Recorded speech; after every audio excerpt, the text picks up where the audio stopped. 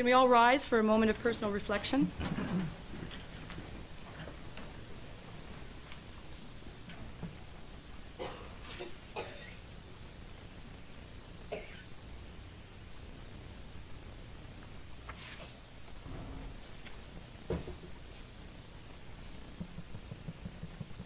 Thank you.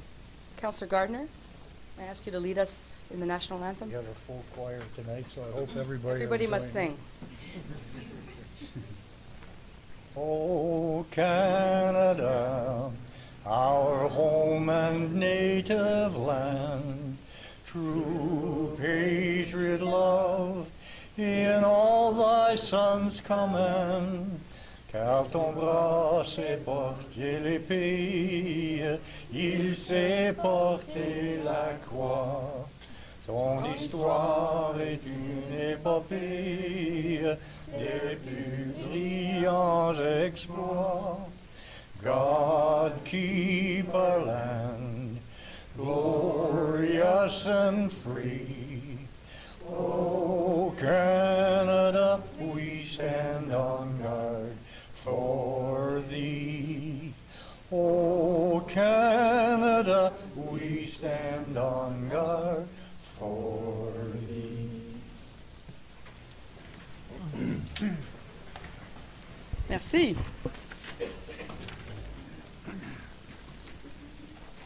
We acknowledge that we are gathering on the traditional territory of the Mohawk people of Akwesasne. Madam Clerk, roll call. Mayor Bernadette Clement. Présente. Councillors Claude McIntosh. Elaine McDonald. Present. Sid Gardner. Here. Dean Hollingsworth. Yep. Caroline Hébert. Présente. Councillors Modeste Dupel. Present. Glenn Grant. Present. Todd Bennett. Present. Justin Towndale. Present. And Éric Bergeron. Present. Merci. Well, good evening, Council, and we have a full house. Feels like a real meeting. It's good. Glad to have you here. So while we have a full house, I'd like to turn it over to the CAO. We have a few new faces, some moderately new faces around the administration table, so I'd like to turn it over to Ms. Adams to make some introductions. Thank you, Madam Mayor. First of all, I think if I'm just going to work my way around the room, I would like to welcome Jeff Weber to join us this evening. Mr. Weber is our new Deputy Chief of our Fire Services, so certainly welcome to the City of Cornwall. Besides Mr. Weber, we have Mr. Carl Goodwin. He is our Division Manager for our Environmental Services, so he's joining us this evening. And beside Mr. Goodwin is Mrs. Christine Greaves from our Child Care Division. And then also too, in the back area, we certainly have Mr. Chris Rogers, our CBO. We have Mr. Scott Porter, our Supervisor of Parks and Landscaping. And then we have Mr. Jamie Fawthrup and Mr. Michael Fawthrup in the back. So we have quite a few resources available this evening based on the items that are on the agenda, but thank you for the opportunity to welcome and introduce some of our employees. So a welcome in particular to Mr. Weber, the newest. And we scooped you from where? City of Barrie. City of Barrie. Too bad Barrie. Welcome to Cornwall. I'd just like to say that on camera number one is Ms. Alexis Granger, who is a stand-up comic, and she performed a Friday night at Ulsville Hall. She's in grade 8, I think. Yes. The youngest performer at the show, and is just a fantastic stand-up comic. So I'm just letting you know who's in the room. Félicitations, Madame Granger. Okay.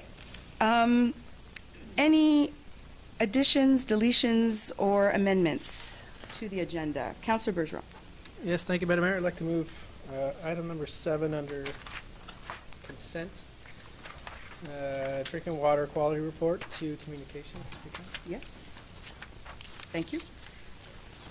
Any other additions? I have a few, Madam Mayor. Yes, go ahead. The first one is the amendment to the building permit fee review presentation. There's been a new presentation printed up for council. Our second one is the addition of a proclamation of gift from the Heart Day under consent. There's been a correction on the report temporary street closure to reflect the 2019 date, which is August 17th, 2019. And lastly, communication item 3, week of mourning. The first paragraph under the second heading, policy description, has been deleted in keeping with the rest of the policy. Anything else? No? So adoption of the agenda, I'll need a motion. Councillor Hébert, seconded, pardon? Councillor Grant? As amended? As amended, thank you.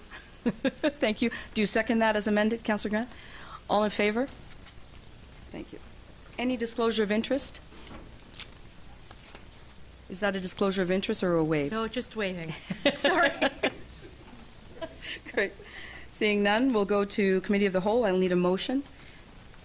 Councillor Gardner and Councillor Bennett, all in favor? Thank you. Adoption of minutes. You can do that in one motion, Madam Clerk. We can. So the minutes of February 27 and March 4, 2019. Councillor Grant and Councillor Dupel, any discussion? All in favor? Great, thank you. Presentations. Our first presentation this evening is the invitation to sign the Book of Recognition. We are inviting Kaylin Pema, Chair of Rachel's Kids Autism Awareness Campaign, to come to the podium, please.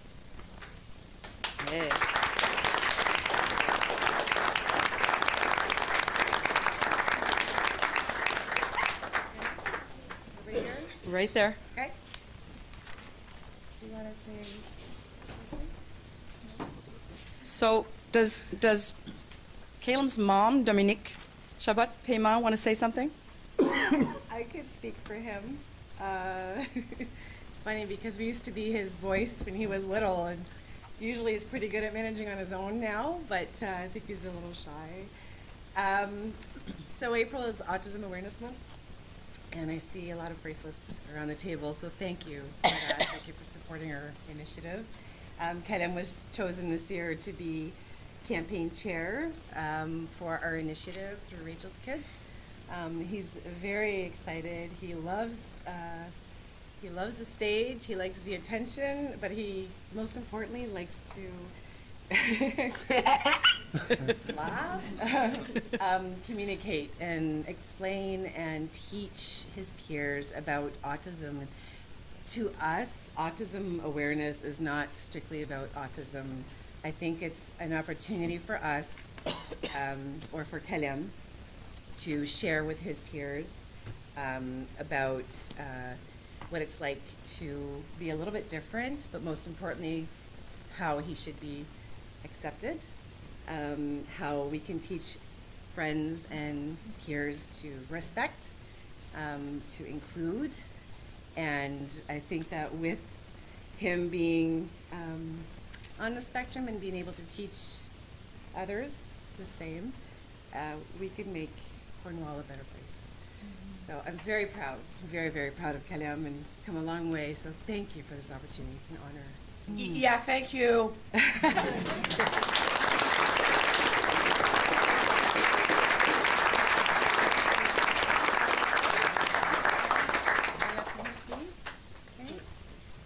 Juste après. Okay. Comme ça. C'est écrit ton nom dans la tête. Juste. Oh.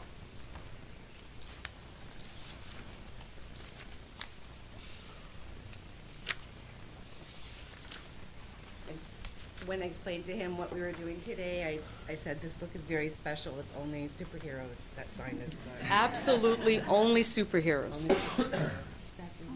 Can I come down and get a hug, do you think? I think so, yeah.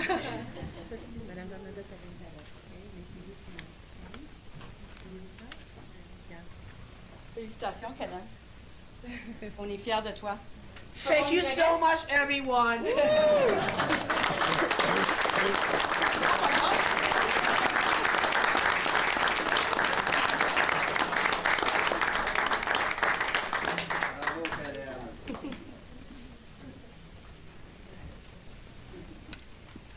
Félicitations. Merci, Dominique, aussi.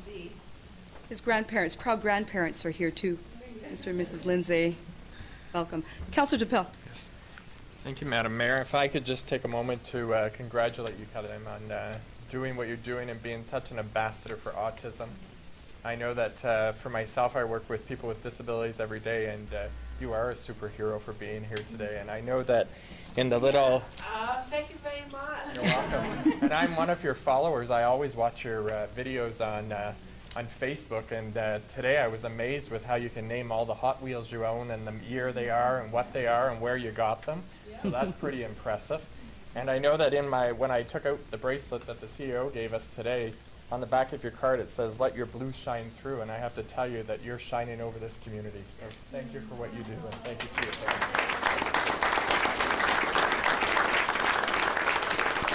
Councillor Hébert? Thank you, Madam Mayor. I can't quite follow those beautiful words, but félicitations, Caleb. What an honor to have been chosen to be chair. I think it's excellent. You're such a leader and a superhero in our community. I do want to ask a question. Maybe you and your mom can answer to support the work that you do. Where can we purchase these lovely bracelets, and how much do they cost, and how do they support? So at Rachel's Kids, we're currently selling these beautiful T-shirts for $15. The bracelet. And bracelet is $25, and white bomb blue is $7.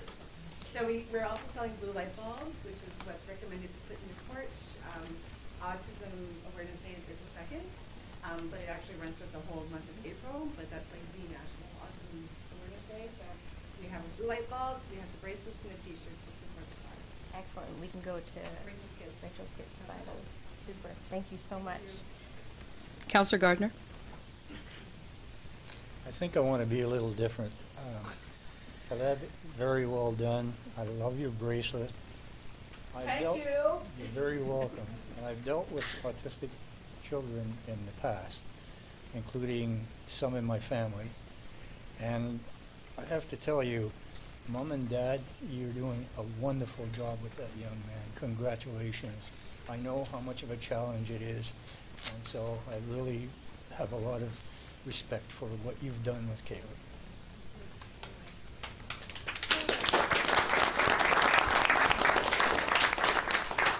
Councillor Bergeron? Thank you, Madam Mayor.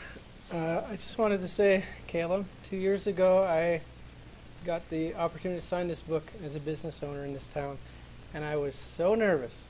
I didn't say a word. My business partner said all of the things. You maybe remember it.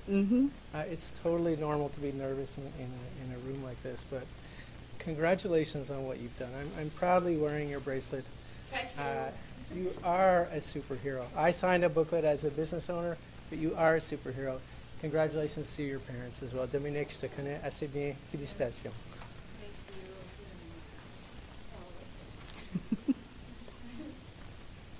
Councillor Elaine McDonald? Thank you, Madam Mayor, and I want to congratulate you too, Caleb.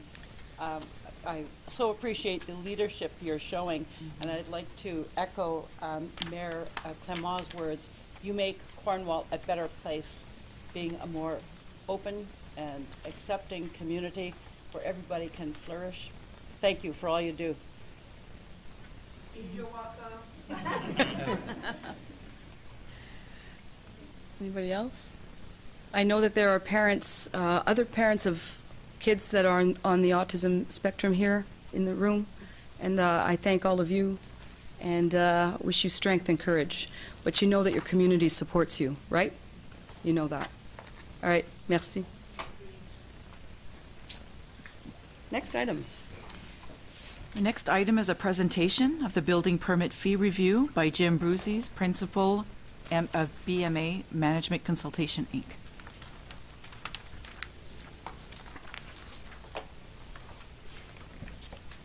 You don't get to be a superhero.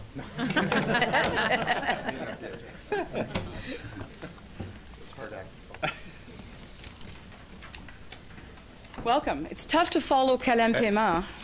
Exactly. Yes. Thank you very much, Madam Chairman, members of council. Yeah, I'd like to present the building permit review, the findings. The last comprehensive review was undertaken in 2012, 2013 period, so 7-8 years ago.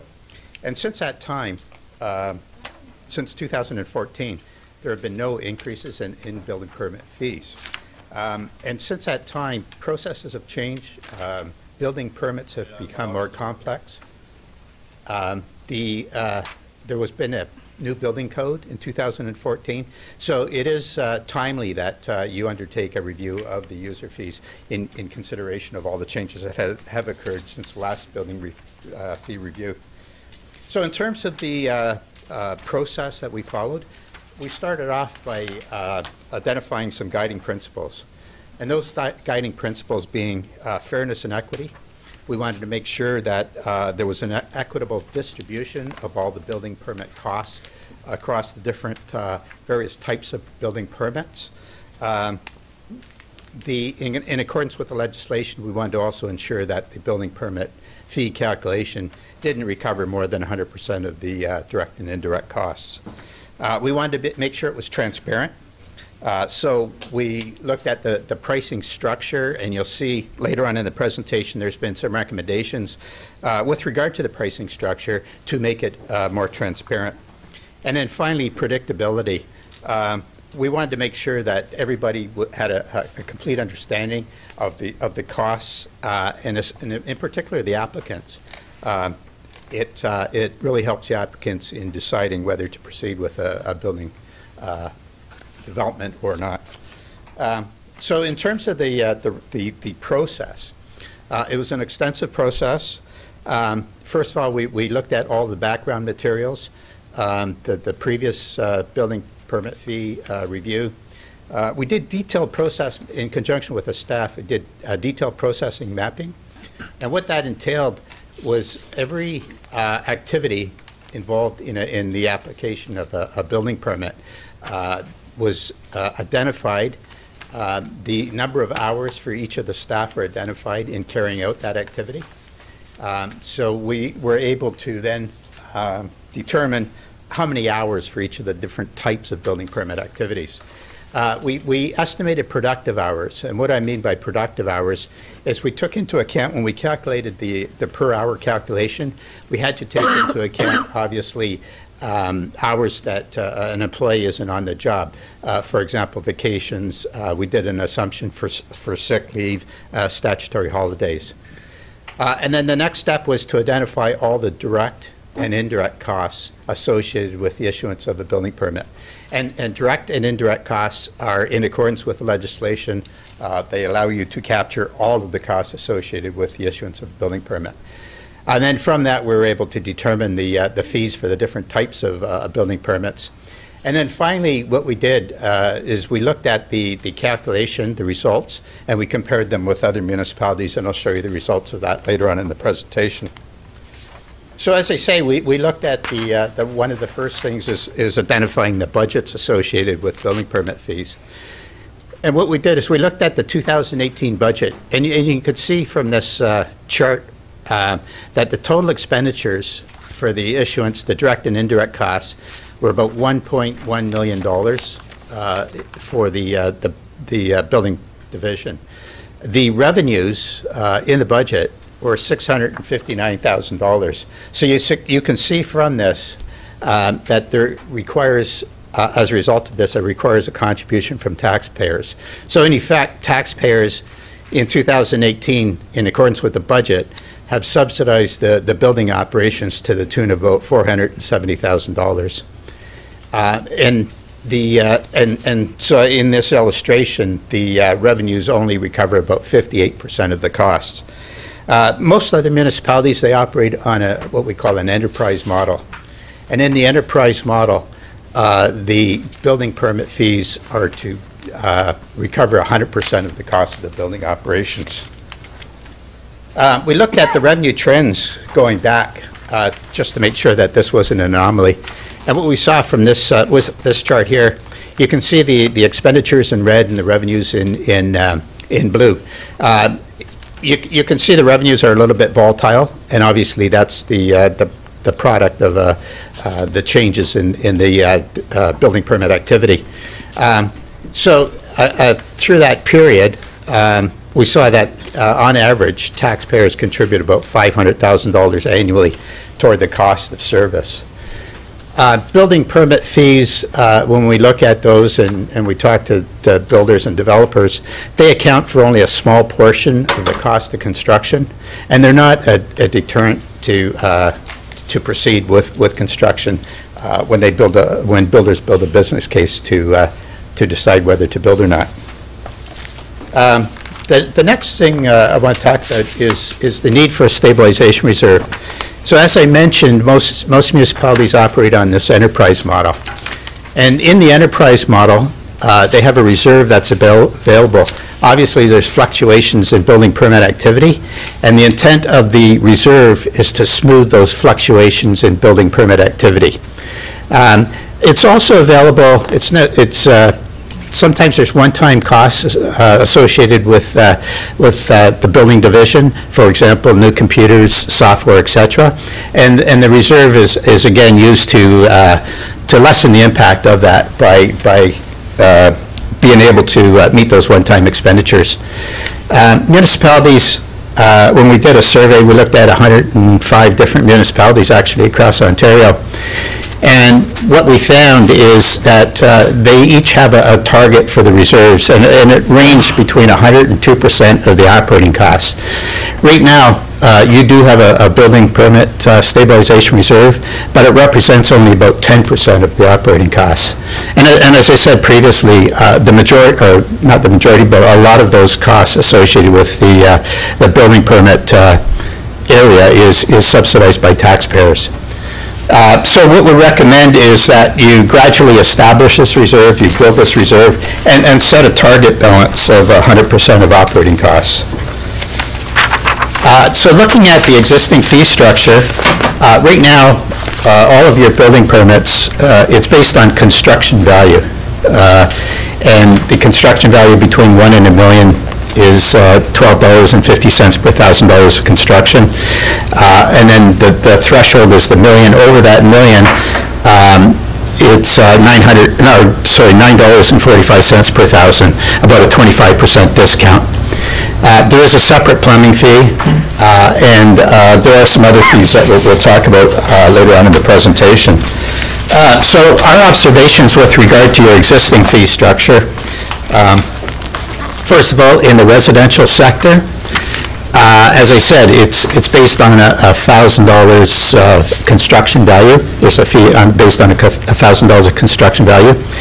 But when we looked at the process maps that I talked about earlier, there's basic resources required to process an application, regardless of the construction value, and they're currently not being recovered from fees under the current fee structure approach. The other thing associated with charging on a per $1,000 of construction, it requires the city to monitor and update construction costs to make sure that there is a relationship between what they're charging and the actual construction costs in the industry. But quite often that causes a little bit of disputes between the building department and the person coming in for building permit application. You do have a kind of a threshold cost per thousand. It's in your current bylaw, and it's $90 per square foot, which is extremely low when we look at what other municipalities and the actual cost of construction. That $90 per square foot hasn't been updated since 2005. So as I say, when we did a survey of other municipalities, and there was about 105 different municipalities, and what we found is 88% of those municipalities use a per square foot approach to calculate the building permit fee. So the plans review and the inspection costs we feel is more closely aligned to a square footage rather than construction value. So what we recommend is charging based on a square foot basis for new residential construction. And the rationale for that is, as I say, going back to those guiding principles, fairness and equity. So a base fee plus a cost per square foot for above average dwelling size is more reflective of the actual costs of the building inspection and application processing services. It's objective and consistent. The size of the building is available, and it's objective and easy calculated by both the staff and the applicant. And it's predictable and transparent, so it's easy for the applicant and municipality to determine the fees. In terms of plumbing fees, currently there's a different fee for a single semi-detached multifamily. When we looked at the process maps, the underlying cost of service doesn't vary by type of structure. So we're recommending one base fee for residential construction with an additional charge for each plumbing fixture. In terms of the non-residential rates, as I said previously, if you can go to the next slide, please. The city currently charges on a per $1,000 plus a 25% discount for building permits over $1 million. The tiered structure, it reflects an assumption that costs decrease when you get over that $1 million threshold. And one of the other things that we did find is, unlike the residential sector, the construction costs are more readily available. There's engineering estimates, architect estimates, et cetera. So it is a good proxy to charge on continue to charge on a per $1,000 of construction in the ICI sector. So we recommend continuing to charge on a per $1,000 of construction. We're also recommending eliminating the tiered rate for commercial and institutional applications. When we looked at the process maps for those types of applications, they're very complex, and the $1 million threshold is not conducive to the cost of operations. And in terms of the industrial properties, we recommend increasing that threshold from $1 million to $3 million. The next thing we recommend is, when we looked at it, an occupancy permit. The city has an obligation to ensure the health and safety of the public, and what the occupancy permit does is that it indicates compliance with the Ontario Building Code. A lot of times there's minor deficiencies, but it's still you could still get an occupancy, but it does require an inspection. So there's some costs associated with giving an occupancy prior to the final inspection. So we're recommending, because of the costs associated with that, we're recommending charging a fee for the formal occupancy prior to the final inspection. However, if the occupancy permit is provided in conjunction with a final inspection, there wouldn't be a fee because there's no additional costs. So in terms of refundable inspection fee, here what we're recommending is a deposit. And the reason for that, we found a couple of issues. One is there's a large number of outstanding permits. There's no incentive to get the final inspection once the premise has been occupied. So there's a lot of permits that are still outstanding, a lot of outstanding permits in the building department that haven't formally received that final inspection. Another issue is, which increases workload, increases costs, is in terms of the inspections. A lot of times a builder will call for inspection when it's premature. So the inspector goes out there and it's not ready for inspection. So there's a cost associated with that. The leading practice, what we found in surveying other municipalities, is to establish a refundable deposit. And what happens there is the builder would put down a deposit. If everything, there was no re-inspections required and a final occupancy was given out, that deposit would be refunded. There would be a drawdown on the deposit if there was a requirement for re-inspections because of negligence of the builder. So the final thing, as I say, is the benchmarking. So when we looked at the benchmarking, we looked at, first of all, this is just a comparative of a number of municipalities with similar population base to Cornwall. And you can see that what we're recommending in terms of the recommended fee, it's about average of the municipalities that we surveyed for the residential, and that's based on an 1,800 square foot building permit for residential construction. For non-residential construction, we looked at a 5,000 square foot retail, and you can see from here that it's slightly below the average of the municipalities surveyed. And then finally, for industrial construction, we looked at a 25,000 square foot industrial building, and it's about the average of the municipalities surveyed.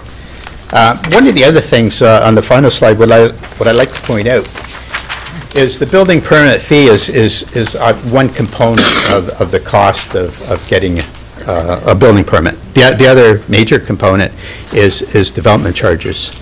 And so what we did is to get the cost and look at the comparison of other municipalities, we rolled together the development charge and the building permit fee.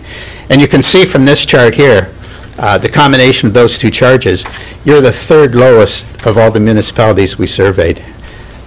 So you're extremely competitive in relation to other municipalities. And that's the end of the presentation, Your Worship. Thank you. I'll entertain a motion to receive the report and then take questions. So Councillor DePell and Councillor Towndale. Questions? Councillor Towndale. Thank you, Madam Mayor. Thank you for your presentation. My question is in regards to public consultation. Has this been done, or is this up and coming? I think the CBO has some information on that, but we have had public consultation, and I believe that it's for consent this evening, and there will be another additional 2 weeks if there's additional public consultation. Okay, so thank you. Through you, Madam Mayor. So are there comments that we'll see that are submitted, or will we receive a comments package? Right. Madam CEO. Let's direct it to Mr. Rogers. Mr. Rogers. Through you, Madam Mayor. There's a statutory requirement before implementing fee adjustments for the municipality to hold a public meeting. That public meeting was held on February 19th. And so out of that, we have received one comment, which is favorable. But we were also careful to offer the stakeholders, the construction development community, a fair amount of time in which to make any other submissions, hence this meeting tonight. We could have held it a week after the 19th, but we purposely did not. And in addition to that, what we've done, in fact, we're presenting a draft of the report to you tonight, Council. So that affords all of the stakeholders an additional 2 weeks to make any contributions to the discussion and matter. Okay, great. Thank you. Thank you. Councillor Bergeron. Thank you, Madam Mayor. My first question, I suppose, is you mentioned in your presentation a $3 million threshold. What was it before? $1 million. 1 million? Yes. And on that topic of $1 million, by my math, if someone builds a building of $970,000, are they going to pay more than someone building a building of $1 million? Why isn't it tiered, I suppose, would be the... $1 million is a very clean number, but... It's based on per $1,000 construction, so there's a cost. Currently, it's $1,250 per thousand of a construction. So you have $990,000, it's 990 times $1,250. If you add $1 million, it's 1,000 times $1,250. So, well, I get the math. My question is, if I have a building of $950,000, by my math, I'm paying less in fees than someone with a building of $1 million. Am I incorrect there? Oh, maybe I refer that to on the actual calculation of that. Thank you. Well, through you, Madam Mayor. So at present, what we will do, you declared the value of the building. Based on that, then we apply I think we're increasing the dollar per construction value from $1,250 to $1,375.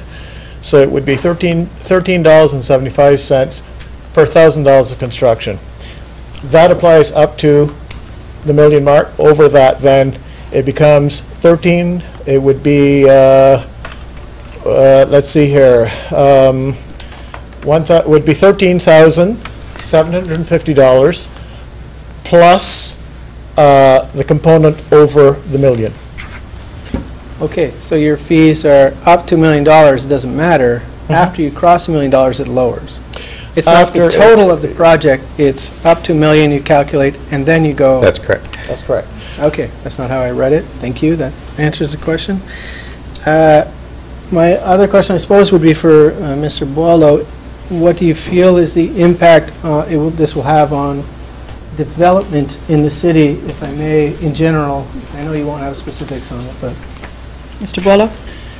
Through you, Madam Mayor.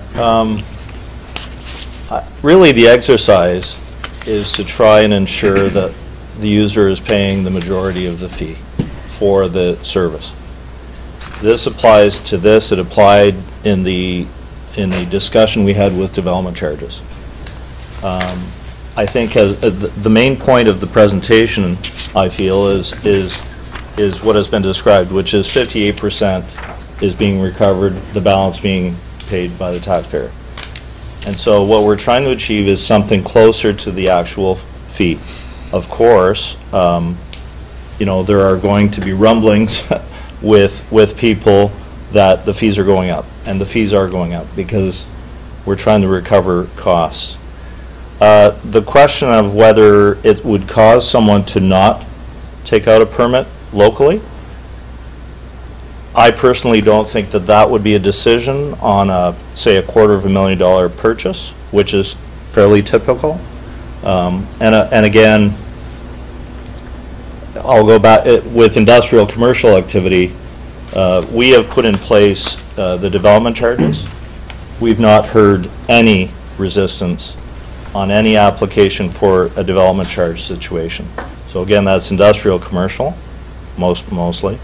Again, going back to the residential example, I would suggest that on an investment of, say it's $200,000 or $300,000, that the fee that we're putting forward, I think is a fair fee, and again, one that applies more of the fee to the user than to the taxpayer. Thank you. Let's have one follow-up. The presentation talks about Barrie and North Bay, and I appreciate why you would find populations of similar size. Typically, I like to compare against South Stormont, South Glengarry, where someone who's going to build in Cornwall would otherwise perhaps not, or move their building. Did you do any comparative analysis to the region around us, and generally speaking, how do we compare? We looked at it, and generally speaking, you're higher than the surrounding municipalities, but you have to take into consideration that you're a major urban center, and again, there's additional costs associated with the overhead with the building permit being a major urban area, but you are higher. Okay, thank you. Councillor Gardner? Well, as one who went to your public meeting, unfortunately, there were not many contractors there or builders there. However, us receiving this report will now put out to those contractors, if they have any input that they want to come to council with, that they forgot to go to the meeting with. This gives them a chance to be able to come and see us or come and see the building department with their issues, with their problem.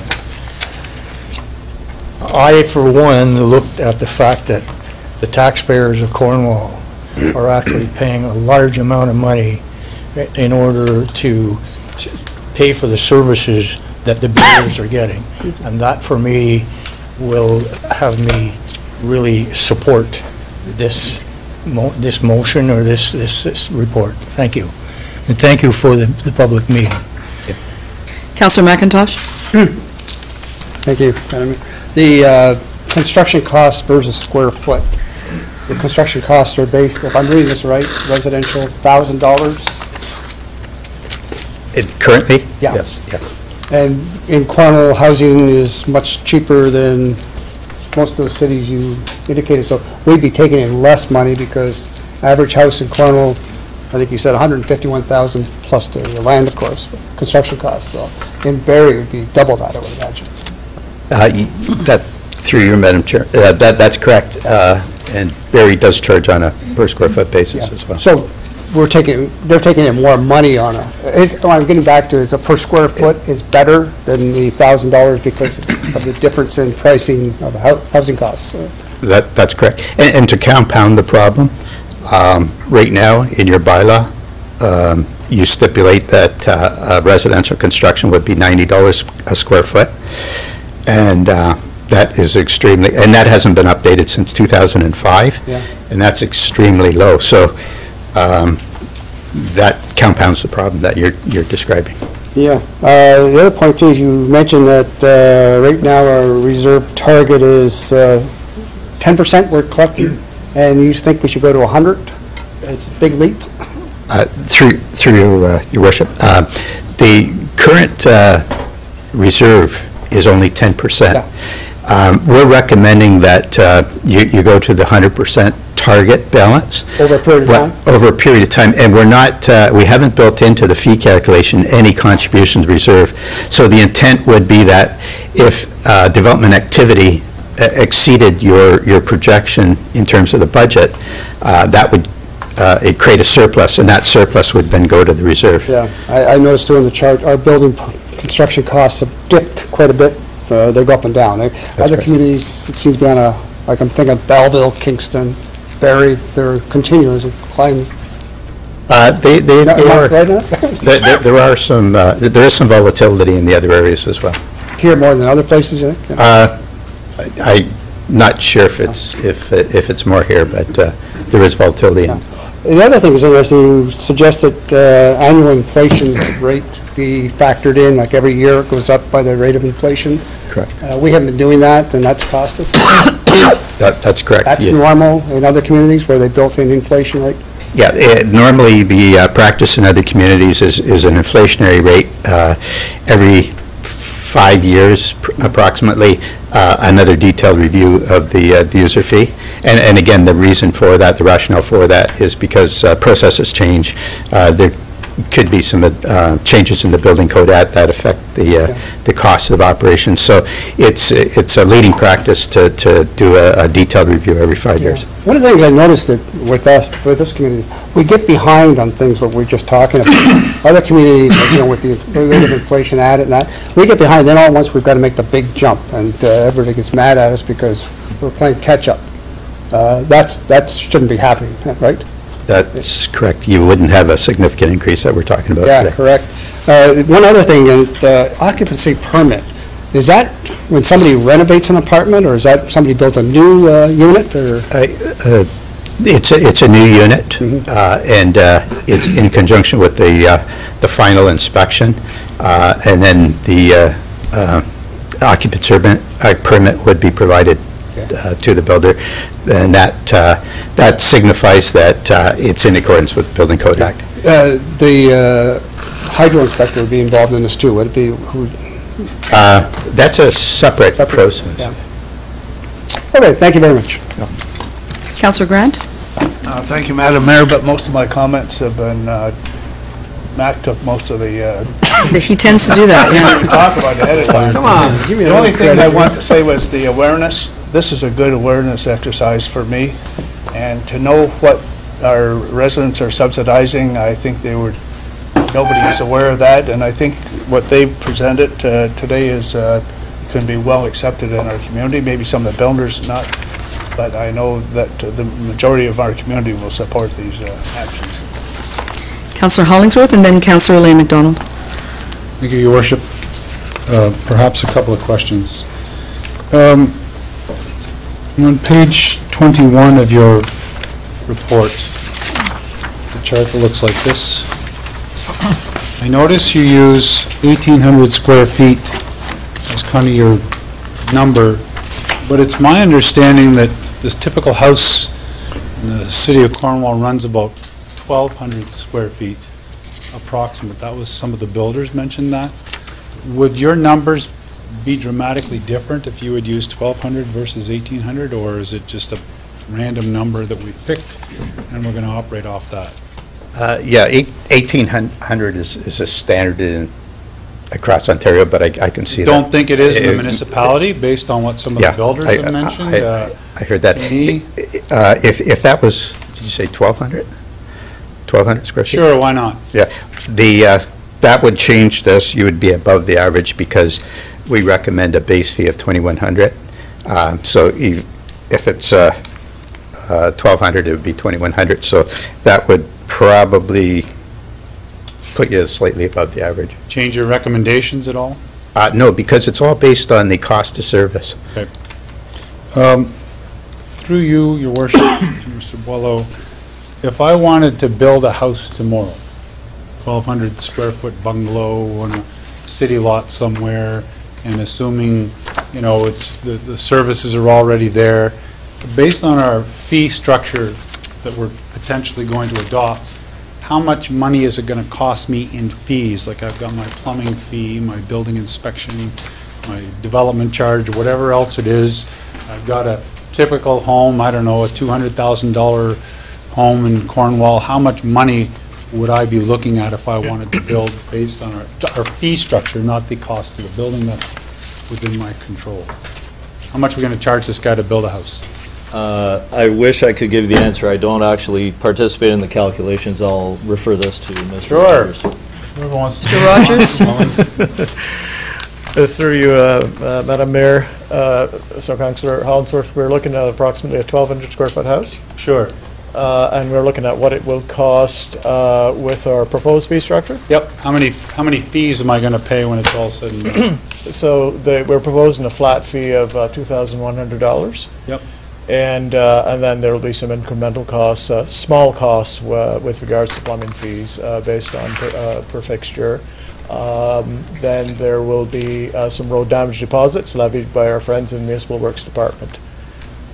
Plus development charges. And then, so I've got a development charge. Mm-hmm. How much money am I looking at for a development charge?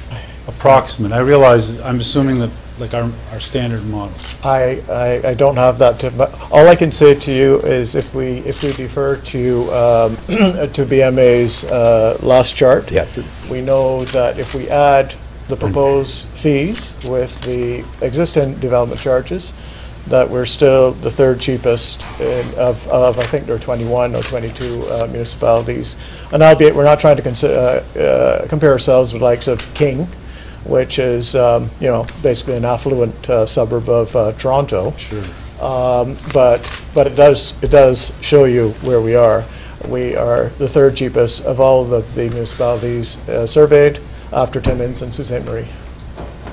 And that includes the proposed fees plus the development charge. So in other words, what we would call, this is what the development approval is going to cost you in the City of Cornwall. Okay, thank you, Your Worship. Councillor Elaine McDonald. 2 cents worth. Thank you, Madam Mayor. And the questions I had have pretty well been answered, especially regarding the regularity with which we should revisit this. And you say every 5 years. I think that's good. And it just occurs to me, looking at that chart, this shows how little, in comparison to others, our permit fees are.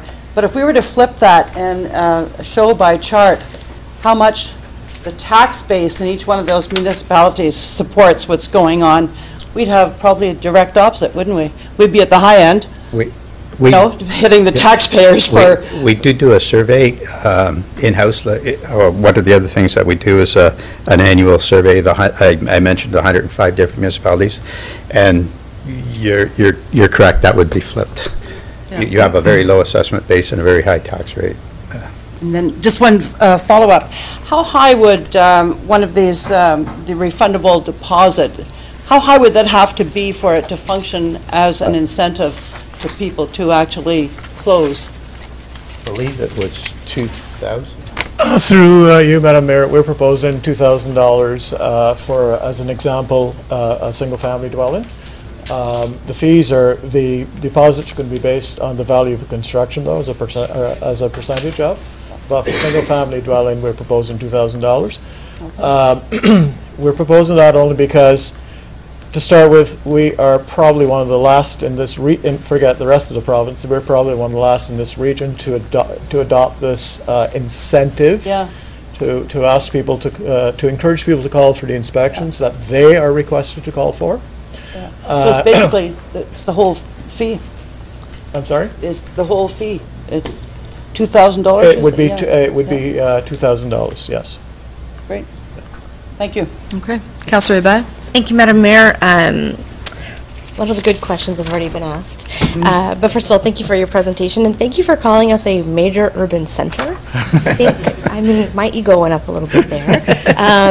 A question about the reserves. You know, you're saying we have about 10% of the operation of the department in reserves. Do we have a reserved policy for that currently, or are we just sort of throwing in what we can? Madam CFO? Through you, Madam Mayor, we do have a reserve policy right now, and there is a reserve for permit building surpluses. It's at about $112,000 right now. In the years where we see more construction value and we've surpassed budget, we have recommended to council that those surplus funds be contributed to that reserve, though it is below the target balance of about $1 million. It's usually just the surplus that would go into the reserve. It would There's be. no target or a goal amount to reach. Currently, there's a target of about $1 million. Right, okay, got it. But we are not budgeting in the annual budget to contribute to that reserve over and above a possible surplus. Okay, great, thank you. And then just a question on procedure. So I understand that after tonight's meeting, there'll be a couple of weeks for more public input, which is great, and then that'll come to us in April, or when are we looking to see this again with the public input? Right. Madam CAO? Thank you, Madam Mayor. So we put it forward this evening in draft format with the intention of bringing it back at the next council meeting for council's adoption. Okay, so to adopt is it April 8th? Okay. Yeah. Okay, great, thank you so much. Thank you. Any other questions, Council? Yes, a lot of questions were asked. I had the same ones as Councillor McIntosh in terms of the inflationary. I guess somebody who saw this on the agenda asked me a question earlier, and I will ask it, but I don't think I can answer it. But it was basically, will getting closer to cost recovery help reduce wait times around permits? Because that continues to be a bit of an issue or a complaint that we have received. And getting closer to cost recovery, does that help that in any way? Our mandate wasn't to do an operational review. So I'll turn it to Mr. Rogers then. Madam Mayor, what we have done as part of this exercise, in fact, is to introduce an expedited permit process when staff and resources and activity permits. And we have that presently, but we don't charge a fee for it. And certainly applying a fee to that should help to expedite the expedited permit, let's put it that way. Okay. But I dare say,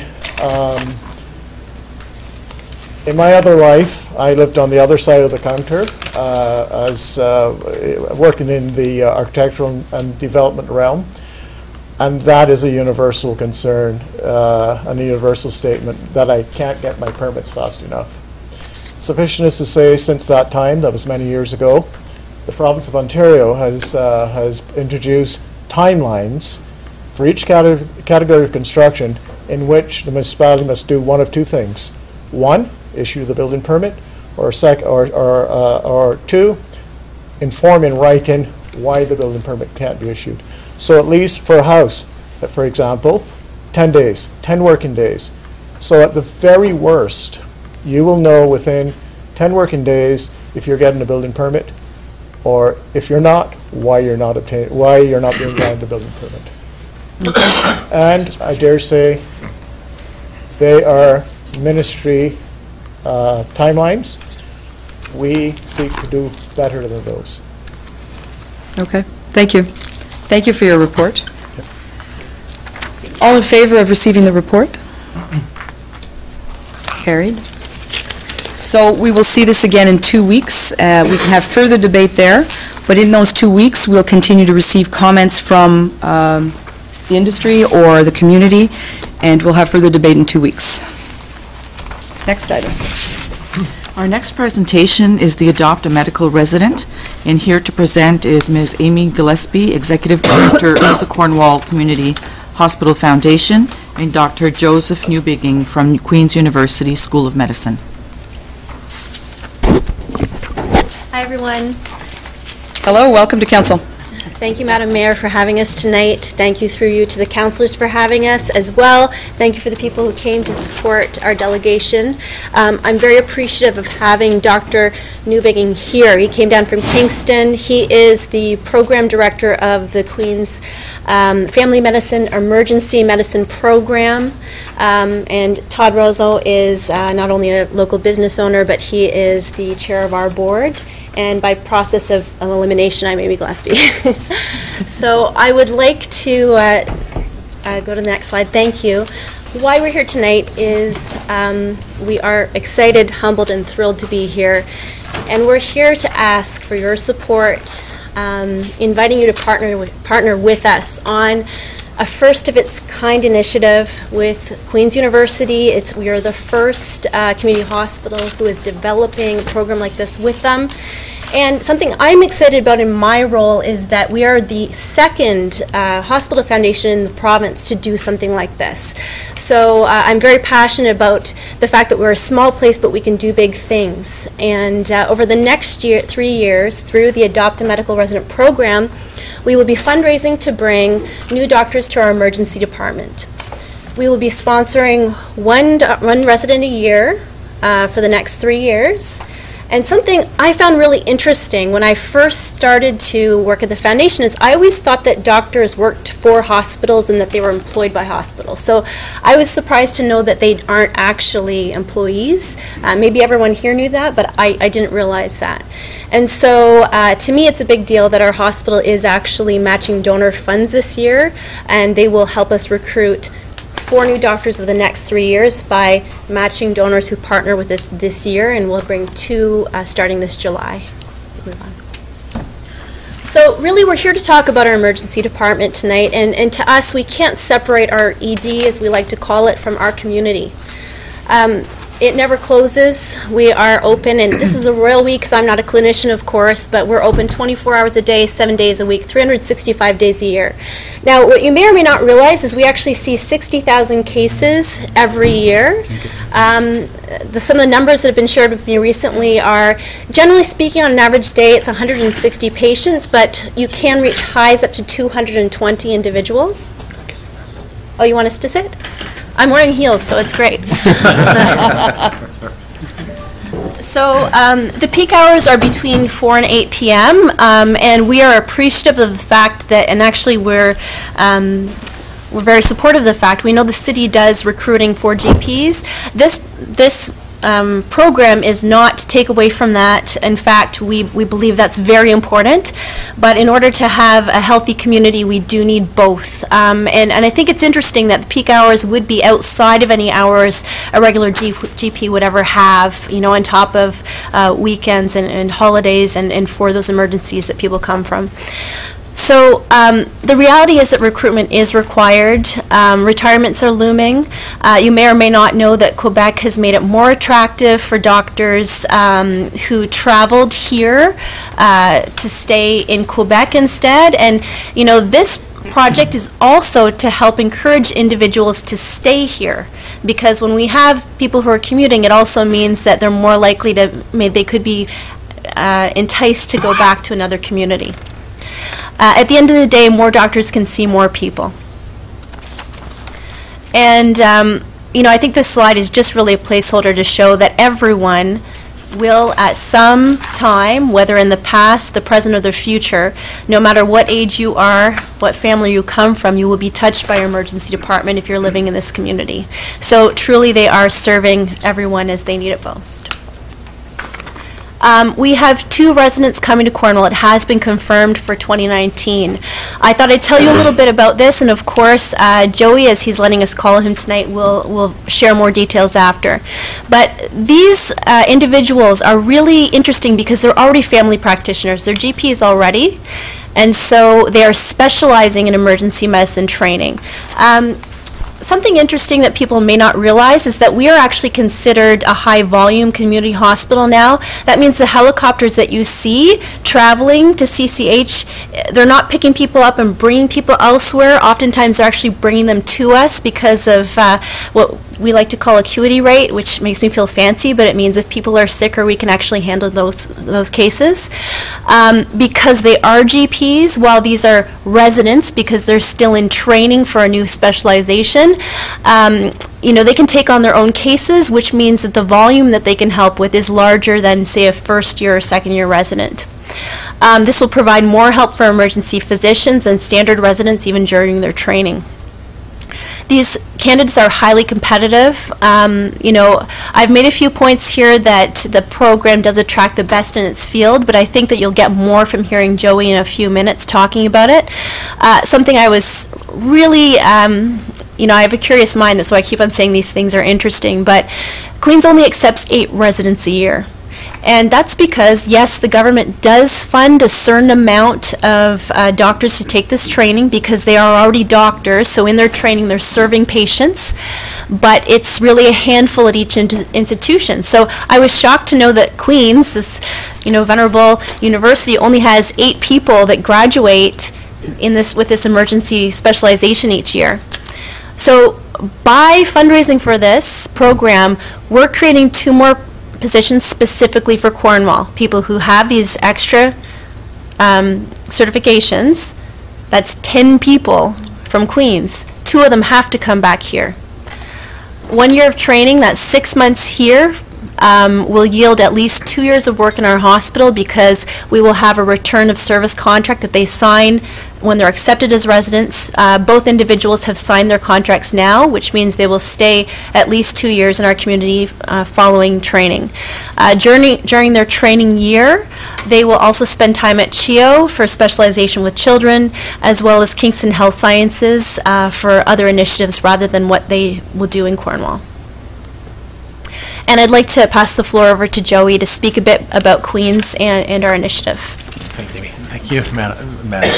Welcome. Thank you very much. From a Queens perspective, we're really excited about this initiative and this partnership between the community of Cornwall and the university. And more so, this is a really exciting opportunity for candidates that want to do extra training in emergency medicine. So just to give you a sense, these are highly coveted, very competitive positions to get. There are about 800 plus family medicine residents that graduate across Canada every year. And there are collectively across the country about 80 spots to do this extra year in emergency medicine training. Of that, Queens has 8 spots.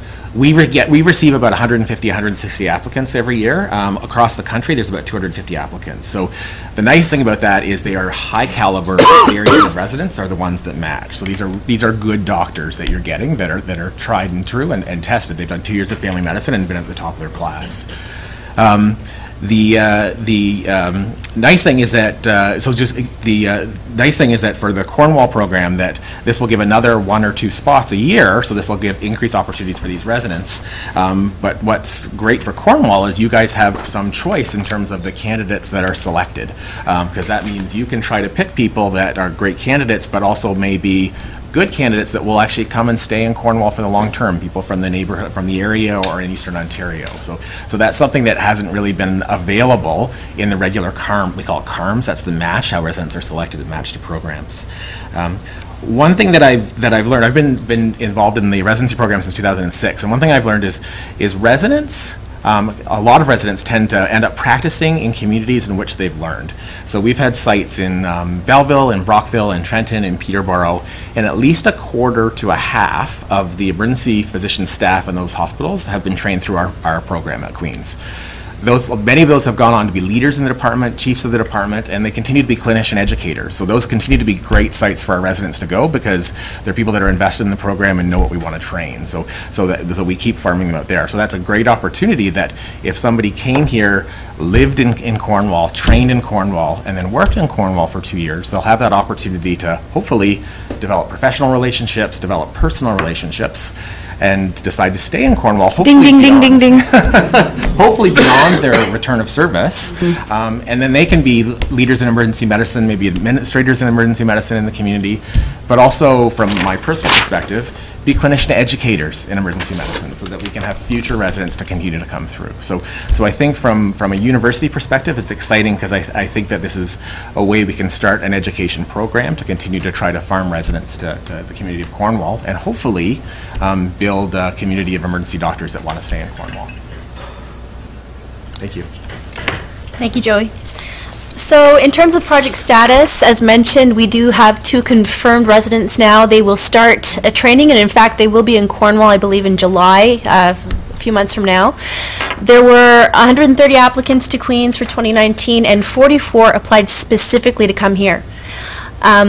So it was definitely something that resonated with them. The two residents, they've signed their return of service contracts already, and I've just put a chart here that demonstrates we've shared previously when we've been communicating this program. The cost is approximately $135 for each of the next 3 years. We have fundraising periods in there. 2 residents this year, 1 resident next, 1 the year after. You can see the training portion there, and then the contract that they'll each have post-training.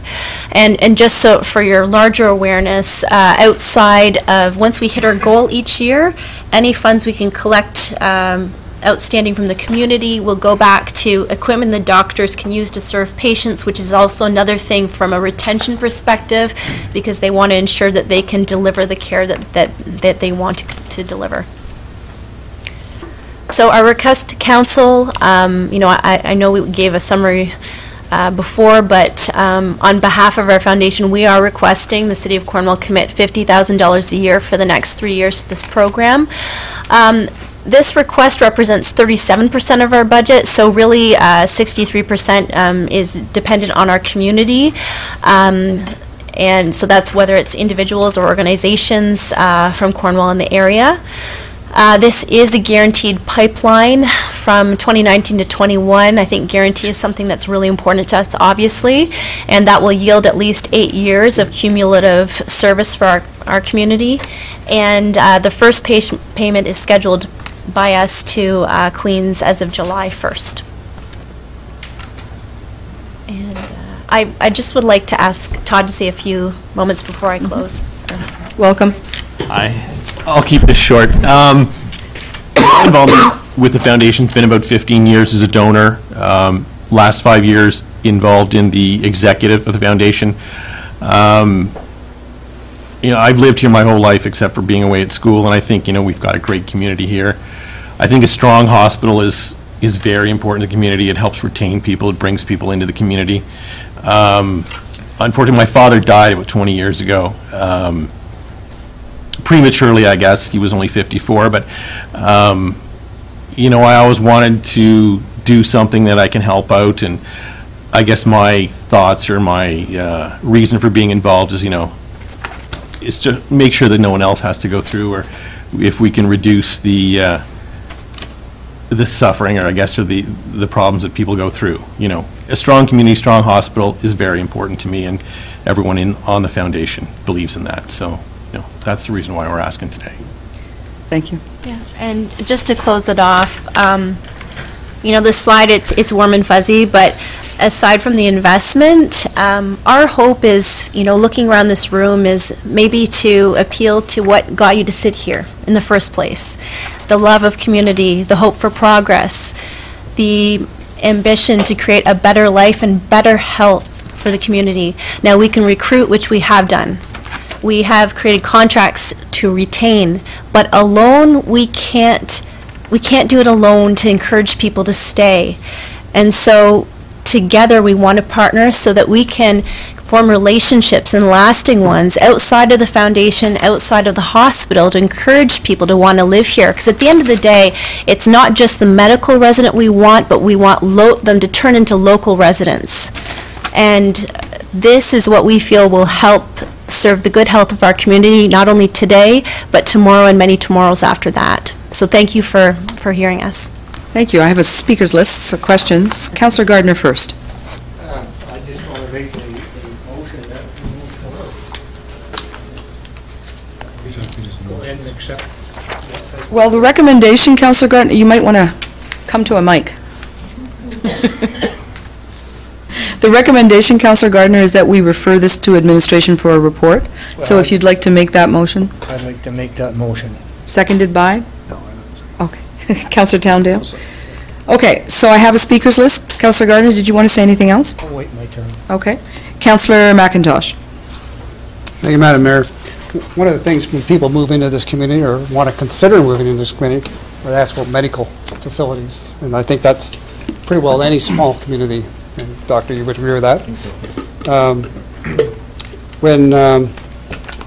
When it comes to selecting the residents who are going to come here, Is there any consideration given to bilingualism? Yeah, go ahead. I can respond to that. So, Go ahead. So the process that we had this year is actually, we had two committees. So we had a Cornwall committee, and we had my regular residency program committee.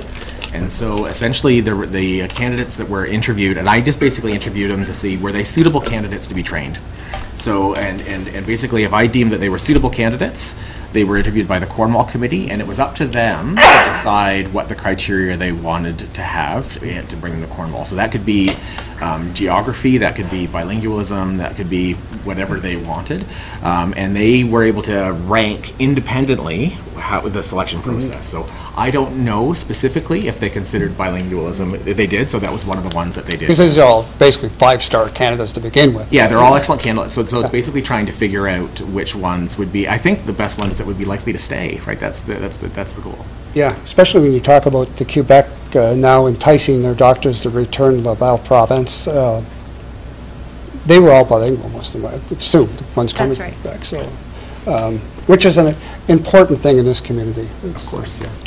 I guess this is true, Madam Mayor, to Tracy. Where would we find the $50,000? Madam CFO? Through you, Madam Mayor, the $50,000, of course, was not included in the 2019 budget. So as part of the report back to council, we would suggest a funding source. Okay, I can't see it being a huge challenge, but I'm sure you can find the money. A great program. I'm really excited about this. You know, we've got a great hospital here. I had a visit to the hospital a month ago, not by invitation, but I went through the whole facility down on the diagnostic side and found a fantastic setup. And anyway, this just adds to it, makes it a five-star operation. Thank you, Doctor. Councillor Bergeron and then Councillor Towndale. Thank you, Madam Mayor. My question was just answered about the budget, but I have 4 other ones. My first one, I suppose, is what impact that you know of will this have on wait times, if any? How would we figure that out? Sure. So I think that's an interesting question because we, and again, the royal we, because I don't work in the emergency department, but the emergency department is run by the Canadian triage system. So that means the individual who is the sickest gets seen first. So while we cannot anticipate if there are going to be individuals who are in severe trauma, et cetera, are coming in, what we can say is that more doctors will see more people. So again, there are certain complexities where we can't say, well, this is going to be fast if somebody has a heart issue and has to be taken care of. But again, more doctors is always a good thing to help us out. So thank you for that answer. It leads me to my next question. You're telling us for $50,000 we can have 2 students coming every year. No? Can you correct that? No, through Go ahead, Ms. Mayor. Gillespie. Thank you. So it will actually cost $135,000 for the next 3 years. For $50,000, we can bring 1 resident because the hospital is matching. So that's why we get 2 this year. The hospital is paying for their own this year. We'll have 2. And then from the foundation perspective, if you partner with us with the $50,000, that will bring the 1 the next 3 years. Okay. I mean, I fully support this as a concept. I do have a question about, we have a scholarship program for medical recruitment. Yep. And maybe this is a question for Mr. Boileau. Is there overlap here? And I mean, it's a vague question, but how would these 2 things tie together, if at all? Mr. Boileau? Through you, Madam Mayor. So we have currently we have 2 programs. We have a medical scholarship, and typically what we're trying to do is find 1 candidate per year. We're not reaching that. We're probably, 1 to 2 or 3 years. So we in fact have had 4 candidates in the past on that program. We also have a medical recruitment program, which is trying to ensure that we're meeting all of the other requirements. So the medical scholarship is about general practitioners. The medical recruitment is about all of the other, pretty much. psychiatry, gynecology, all of the other requirements. This is a different program, and certainly one that we have met with to discuss, and I think what we would try to do is to look at the three packages to try to ensure that the budget that we currently have can accommodate all three, or is there a need to make any changes to any of the programming? But I think all of that will be provided to you in a report at a subsequent meeting. Thank you. Just one quick follow-up. Sure. Our current budget on medical recruitment is? So I think what we deposited into the budget this year was $100,000. Of that, we need to keep $50,000 for the two candidates who are currently in there, so it means that you've got $50,000. So you're adding that to a balance that currently exists as well. So the amount of money we put into that budget changes based on what the balance is in the account and based on what we think will occur that year. Thank you very much. I thank you for the presentation. I fully support all of this. Councillor Towndale and then Councillor Grant. Thank you, Madam Mayor. Thank you for your presentation. Sold. I mean, it's not a hard argument to make. You got me in a few things, and one thing is here that we have potential of being a leader in this. This is one of the first communities to participate in this, one of the first hospitals. I think that's great for us because it's a chance for us to be in front, and it's something I'd like to see more of. And when it comes to healthcare, when it comes to medicine, this is one of the major concerns we hear, not only here in the community, but across the province, across the country. We always hear we need more doctors. Tell me a community that says they don't, you won't find one. So I'm definitely in favor of this. You have my support 100%. I actually did look up to see where the medical recruitment reserve was in kind of tandem to what Councillor Bergeron was saying, because right now the balance is sitting with the contribution this year, $841. So I think we'll wait to see what the recommendation from administration is, but I think there's money available already that's there to do this immediately. But I will be supporting this. Thank you. Councillor Grant and then Councillor Elaine McDonald. Oh, thank you, Madam Mayor. Well, I'm going to be voting against the recommendation because I think it'd be a waste of time to ask for a report. We ask for reports many times that we need the information. I don't think we need the information. We have a good reserve. We have a need in our community. And why do we have to get a report to tell us what we already know right now? So I'm going to vote against that, and I'll put a motion forward that we support this program and move forward, and I hope all my colleagues will do the same. Thank you. Okay. Madam Clerk has a comment to make. Go ahead. Just in response to your comment, Councillor Grant, procedural bylaw says that any delegation goes to administration for a report. If a motion contrary to that is put on the floor, we will need a 2/3 majority to suspend the rules.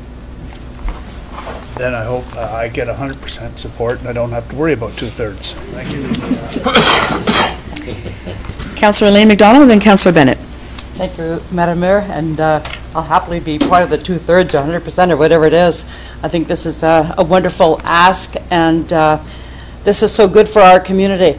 I'm a member of the Ontario Health Coalition, and for years, and in fact, in this community since 1995, we have seen nothing but changes in our health care delivery locally.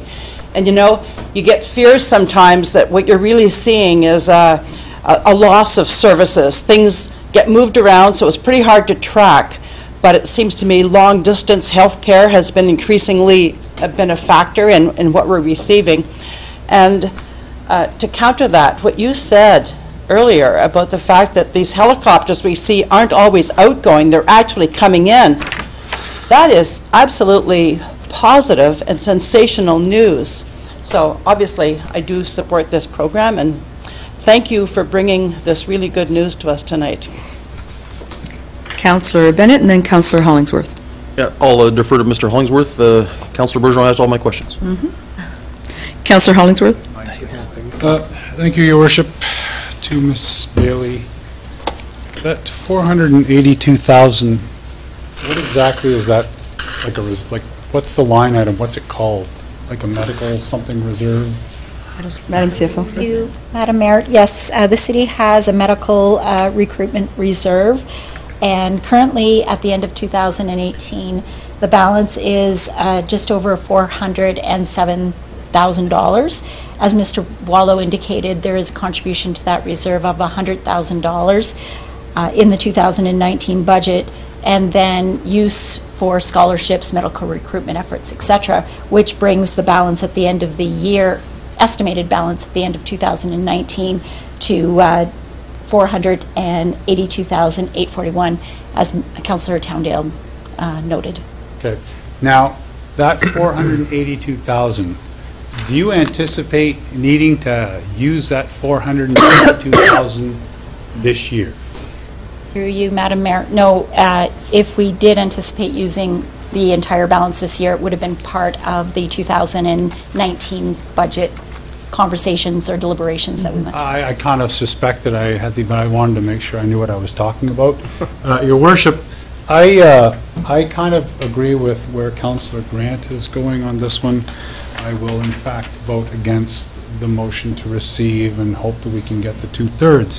The fact of the matter is this: we really only need to access $50,000 out of that reserve this year, and then could conceivably at our next budget deliberation somehow put it back. So we're not talking about kind of this moving mountains on this one, and I think anybody who's lived here for any length of time would agree this initiative probably would be supported by about 99% of the community anyway. So I would prefer to see us push forward on it and get it done. So I, in fact, like my colleague, will vote against the motion to receive, and either or wait for a motion to adopt or accept the request, because I think there's really nothing stopping us from pushing forward. And if it's a budget issue, we can, for 50 grand, we can fix that problem next year at budget time. So I'll in fact not support the motion on the floor. Thank you. Councillor Hébert and then Councillor Depel. Thank you, Madam Mayor. If I may, I'm going to change hats quickly. In November of last year, I hosted a community meeting with 50 leaders of our community. That includes SDNG and Akwesasne and frontline workers, people who are really involved and have this community at heart, of course.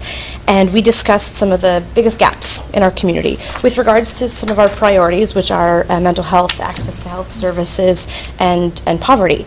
And so we had these really great roundtable discussions about those gaps. And you can imagine that we had all kinds of input, many gaps that we need to address. But the thing that was mentioned the most was the need for more doctors. So out of the dozens of things that we want to address, that need for doctors was number one. And glad to see that it's going to be addressed partially here, and happy that we can support that as a community, and happy to take this back to that group that meets regularly, that really is working to create a more vibrant and healthy community. And so happy that you know, one of our check boxes can partially be crossed off, but looking to possibly help further that initiative in future years. And I will also vote against this motion in order to see this happen a little bit quicker. Happy to see that we have those funds in the reserves, and that we can use our medical recruitment fund. It's doing what it's intended to do, so I'm glad that we can contribute that way and do for the next 3 years. Councillor Dupel. Thank you, Madam Mayor, through you. Thank you for the presentation. It was a great presentation, and I would like to take this opportunity to thank you, Ms. Gillespie, and your team for leading the foundation, a very strong foundation, and it sure has a presence within our community, so thank you for doing that. I think this is an opportunity, well, I will vote against it as well to support Councillor Grant.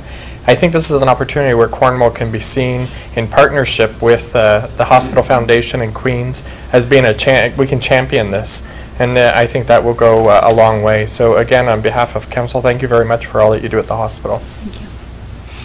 Councillor Gardner. I'm out of the nosebleeds. Couldn't see me, I'm too small. Thank you. No, you made the motion, so you're speaking last. Well, I'm going to speak against the original motion. When I read this report at home, Friday and Sunday, I have to tell you, it was a no-brainer. I was going to bring it to the floor one way or another. But the interesting thing is with the Eastern Ontario Health Unit, Dr. Paul and the board discussed the possibilities of using our units as a clinic from 4 o'clock until 9 o'clock. That will happen in Hawkesbury, it will happen in Castleman, it'll happen in Winchester. We brought it to the province, and so having more doctors here will allow us to use the clinic's spaces that we have, and will stop that bedroom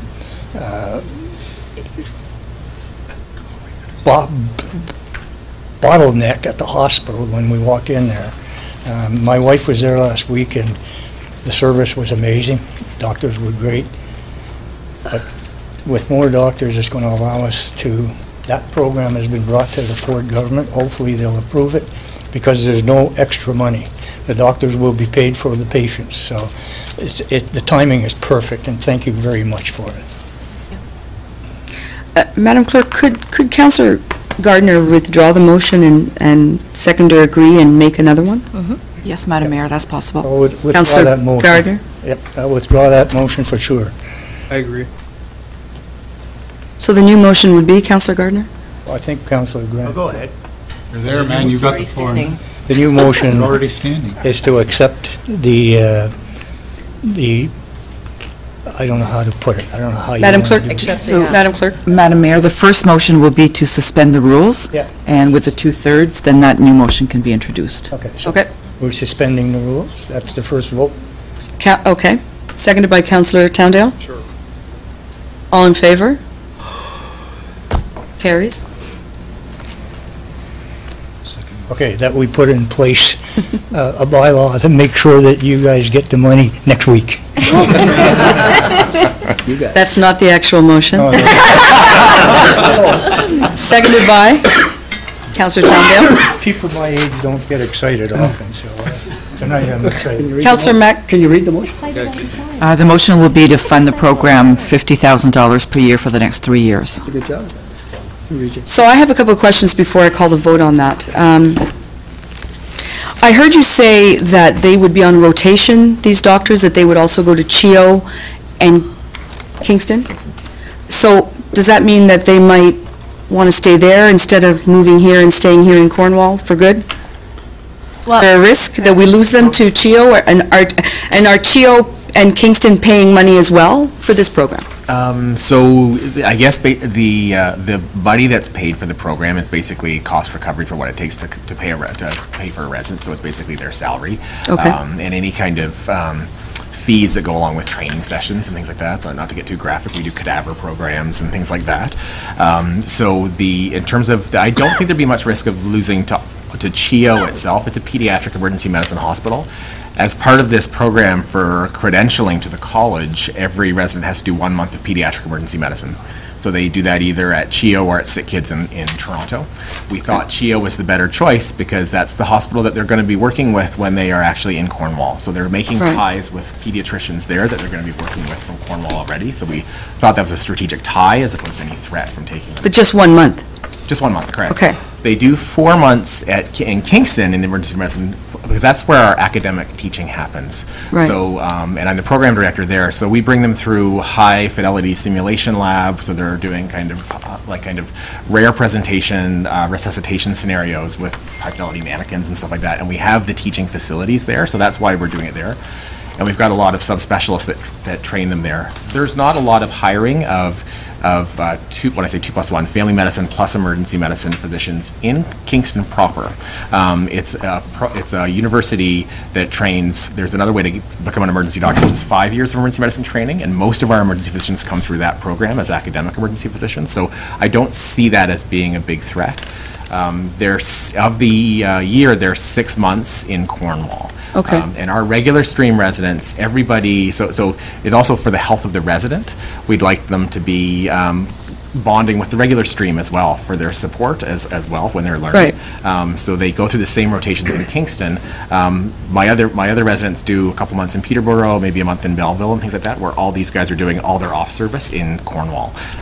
Okay. Yeah, I don't know if that answers your question. It does. I don't know if you're familiar with, there's a Quebec movie called La Grande Séduction, where the whole town goes into seduction mode to keep this doctor, right? And they make themselves, I don't know, more attractive. Everything just becomes super interesting. So, Cornwall. Call to action. Councillor McIntosh. Just quick clarification. It's a good motion. Sid took 2 days to read it. I took a half an hour. I must have missed something. The $50,000 out of the reserves, our policy is that we have to replace that. Madam CFO. Through you, Madam Mayor, from working reserves, if it was coming from So working that reserves. we're not obligated next year to come up with 100,000. This reserve doesn't work that way, but I would suggest adding to the motion that the first year be funded from the medical recruitment And then go reserve. to the regular budget. That sounds great. You recommend adding to the motion? Yes, through you, Madam Mayor, to the motion that the first year be funded from the medical recruitment reserve, so we have Okay. a funding source for the initiative. So is that currently in the motion now? It is not, but with the mover and seconder is okay, I will add it. Councillor Gardner? Councillor Towndale? Okay. So, all in favor? Oh, sorry, I just have clarification. Of course. Sorry. So why would we add to that if we already have $472,000? So why would we find it in the budget next year? Would we not just take it out over the next 3 years, $50,000 per year from the reserve? Right, Madam CFO? Through you, Madam Mayor, what we will do with Mr. Boileau's department is take a look at that reserve and the initiatives over the next 2 and 3 years to see if it can be funded through that same reserve. If it can, it will be, but if it cannot, it'll be part of the budget process. All right, thank you. Any other questions or comments concerning the motion as amended? All in favor? Carries. So, Mr. Rosen, thank you. Ms. Gillespie, thank you. Dr. Joey Newbigging, thank you. All of the members of the foundation present, I know there are many of you. Thank you for being here. Merci.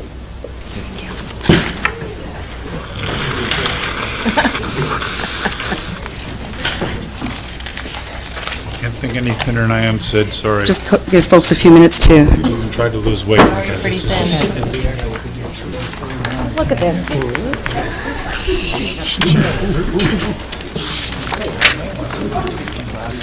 There wasn't enough room, I could see through them.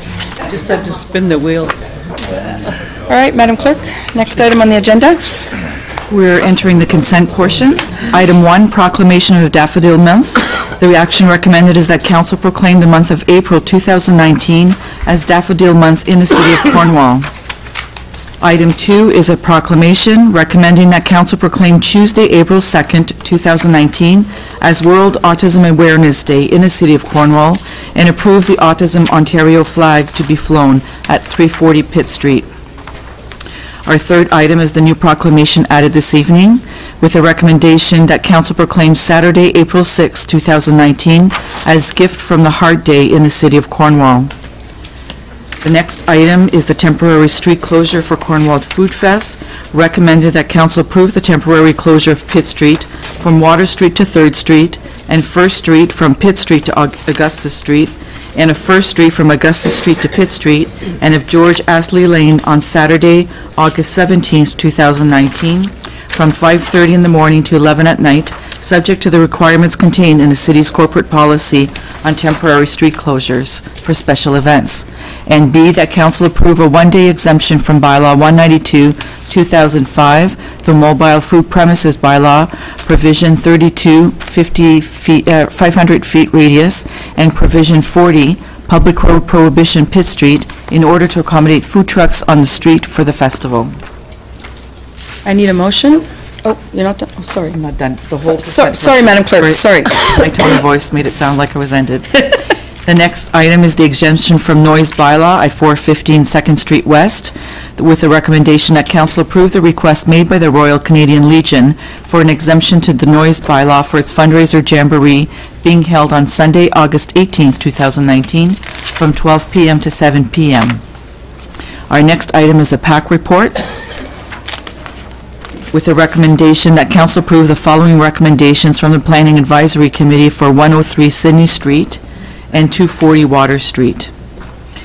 Next item is the 2018 Annual Remuneration and Expense Statement for elected officials.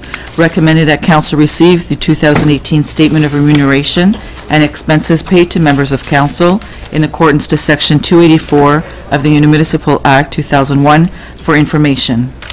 Our next item is the proposed building permit fee adjustment in new draft building bylaw with the recommendation that council receive this report. Motion. Motion. Councillor Duppel, seconded by Councillor Bennett. Any discussion? All in favor? Carried. Thank you. Alison St. Jean is here from the Canadian Cancer Society with the daffodils, so just a reminder to wear the daffodil pin in April. Next item, Madam Clerk. We have no resolutions, and we have one unfinished business report. Corporate policy, protection and enhancement of tree canopy and natural vegetation. The recommendation is that council receive this report. Councillor Gardner. Just to vote to receive the report. Oh, okay. Motion to receive the report, seconded by Councillor Elaine McDonald. Any questions? Councillor Hébert.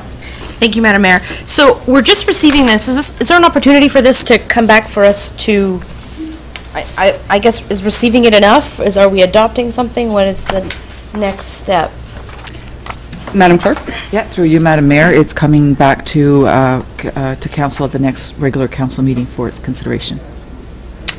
Okay. Okay. This is just the first. Yeah, okay, so sort of a warning, and there's more to come. Okay. So I'm hoping that when that does come back to us in 2 weeks, that there's a little bit more teeth to this. I love how this works. I love that everything is now on one bylaw, that our Parks and Landscape Supervisor is part of all decision-making when it comes to tree planting, which is really great.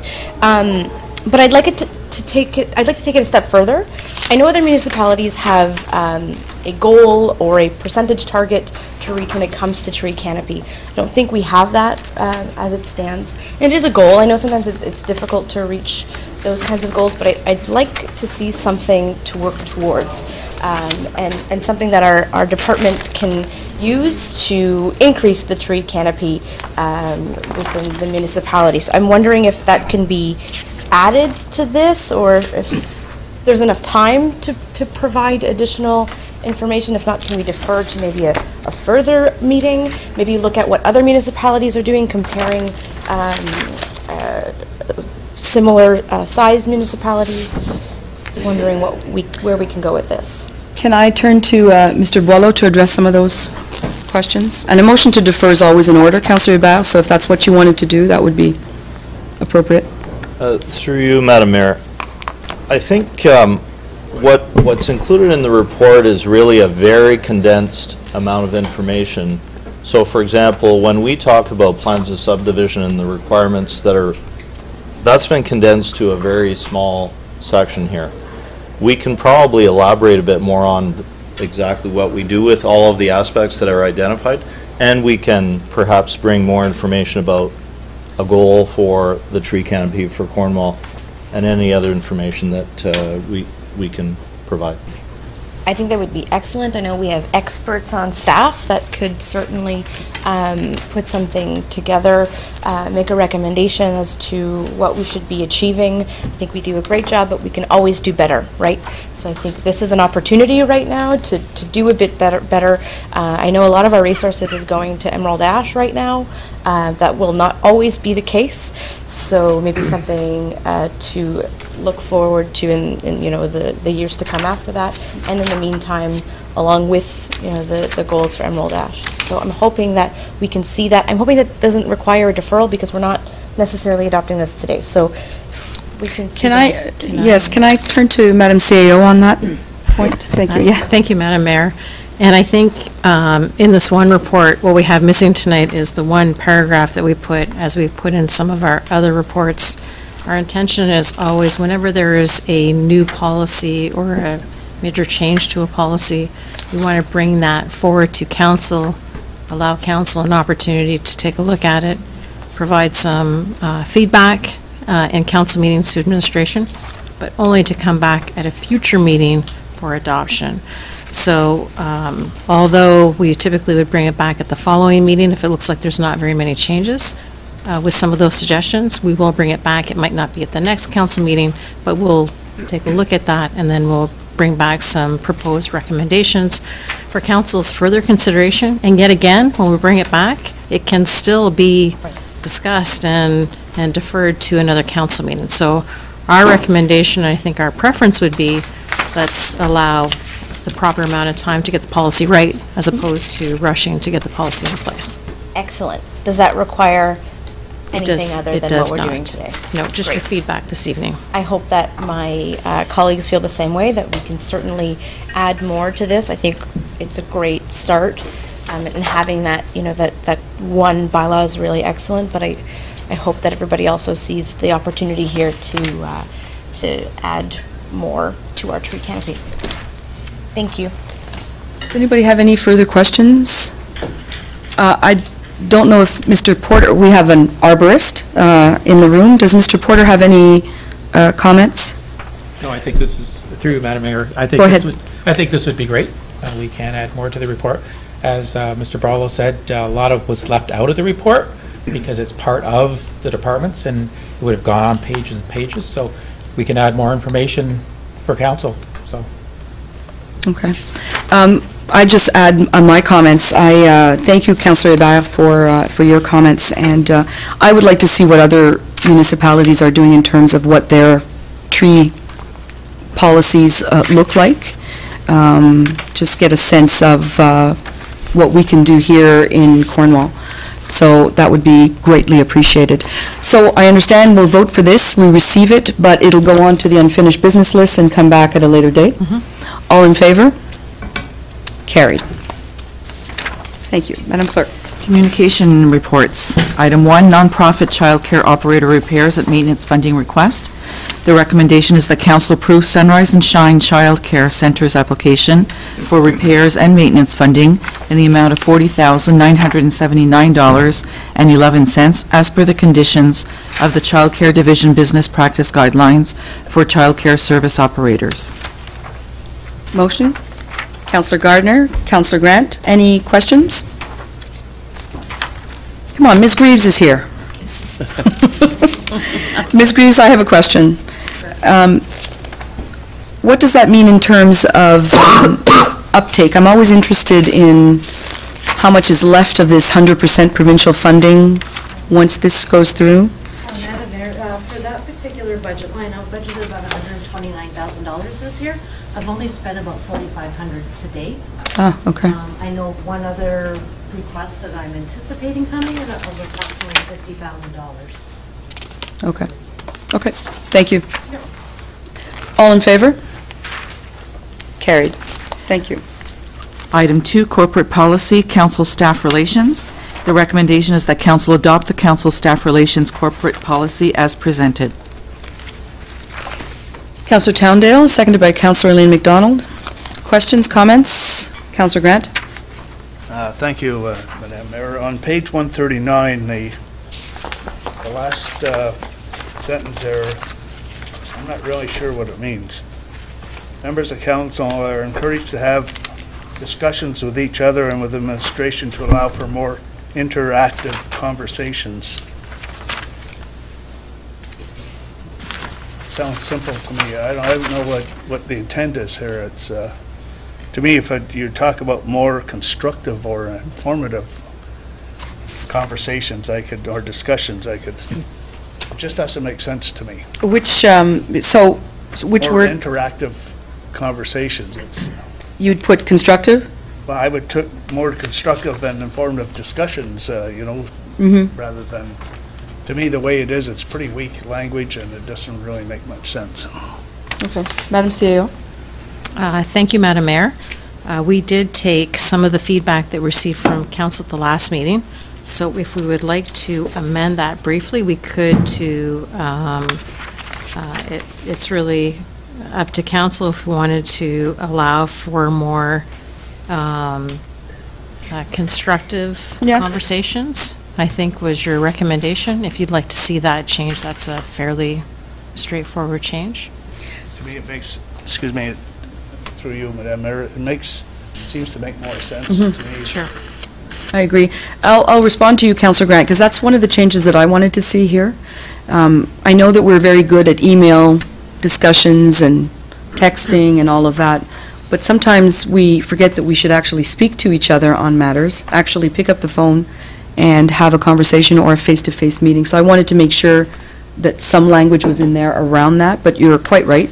Constructive is better. Interactive seems redundant, so thank you for that. Councillor Elaine? Thank you, Madam Mayor. I think this is a very good document, and I'm certainly going to support that we adopt it, because I think that we have to, I think, have directions and rules and policies that govern our discourse, because, well, first of all, the most important thing is our discourse always has to be civil, and without that discourse, we get nothing done. So, moving away from the ideal which this represents, if there's a breakdown or if there's a difficulty, who steps in and who corrects things, or is this where our integrity commissioner would become operative, or well, administration, or yourself, Madam Mayor? Like, who might notice that there's just sort of a breaking down maybe of the protocols that should be in place? Half the time, maybe because people are not going to memorize these pages, so it's going to be easy enough to, you know, omit something, or what do we have in place for those? Madam CAO, you might want to take us through the contraventions section. Yes. I'm just trying to get my pages lined up here. On page 142. Oh, thank you. Right, so at the bottom of page 142, if there is a, and it kind of speaks to 5B, so if there's a complaint or a concern that's received in the case of staff other than the CAO, then the CAO could be notified, and the CAO could look into that. So if an employee has a complaint, in the case of, if there's a complaint against the CAO, then that would be reviewed by the members of council. And in the case of a member of council, if there's a complaint against a member of council, then that would be reviewed by the integrity commissioner. So just kind of a follow-up question. We had an incident last year where I think we did invoke the services of the integrity commissioner, and I thought it was unsatisfactory in that I think the integrity commissioner dealt with a specific incident, and whereas I thought the problem that had been brought to him was a question of kind of a breakdown of tone and climate, and it was a pattern, I think, of disregard for the best rules of courtesy. But somehow the investigation was extremely narrow, and as maybe that's the way it has to be. So I hope the Integrity Commission, now that we have our own, because last year we had to apply, right, for services from somebody, and we didn't have our own Integrity Commissioner, but now we will, and that person might be more responsive, I would hope. Madam CAO, yeah. Thank you, Madam Mayor. So if I may, the policy that we have this evening was provided to us from our Integrity Commissioner.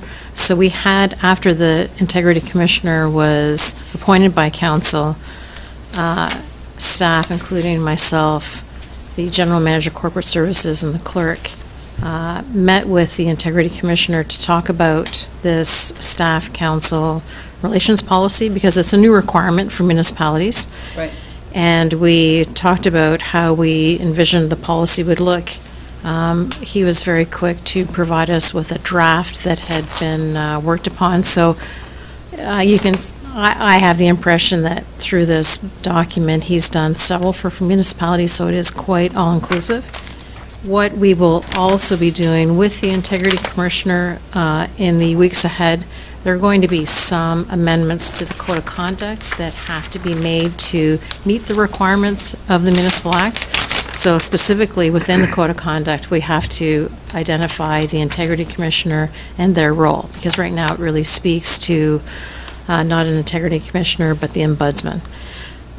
So when we bring the code of conduct back with some modifications, following that, we will have a code of conduct that hopefully is approved by council, as well as a policy for council staff relations.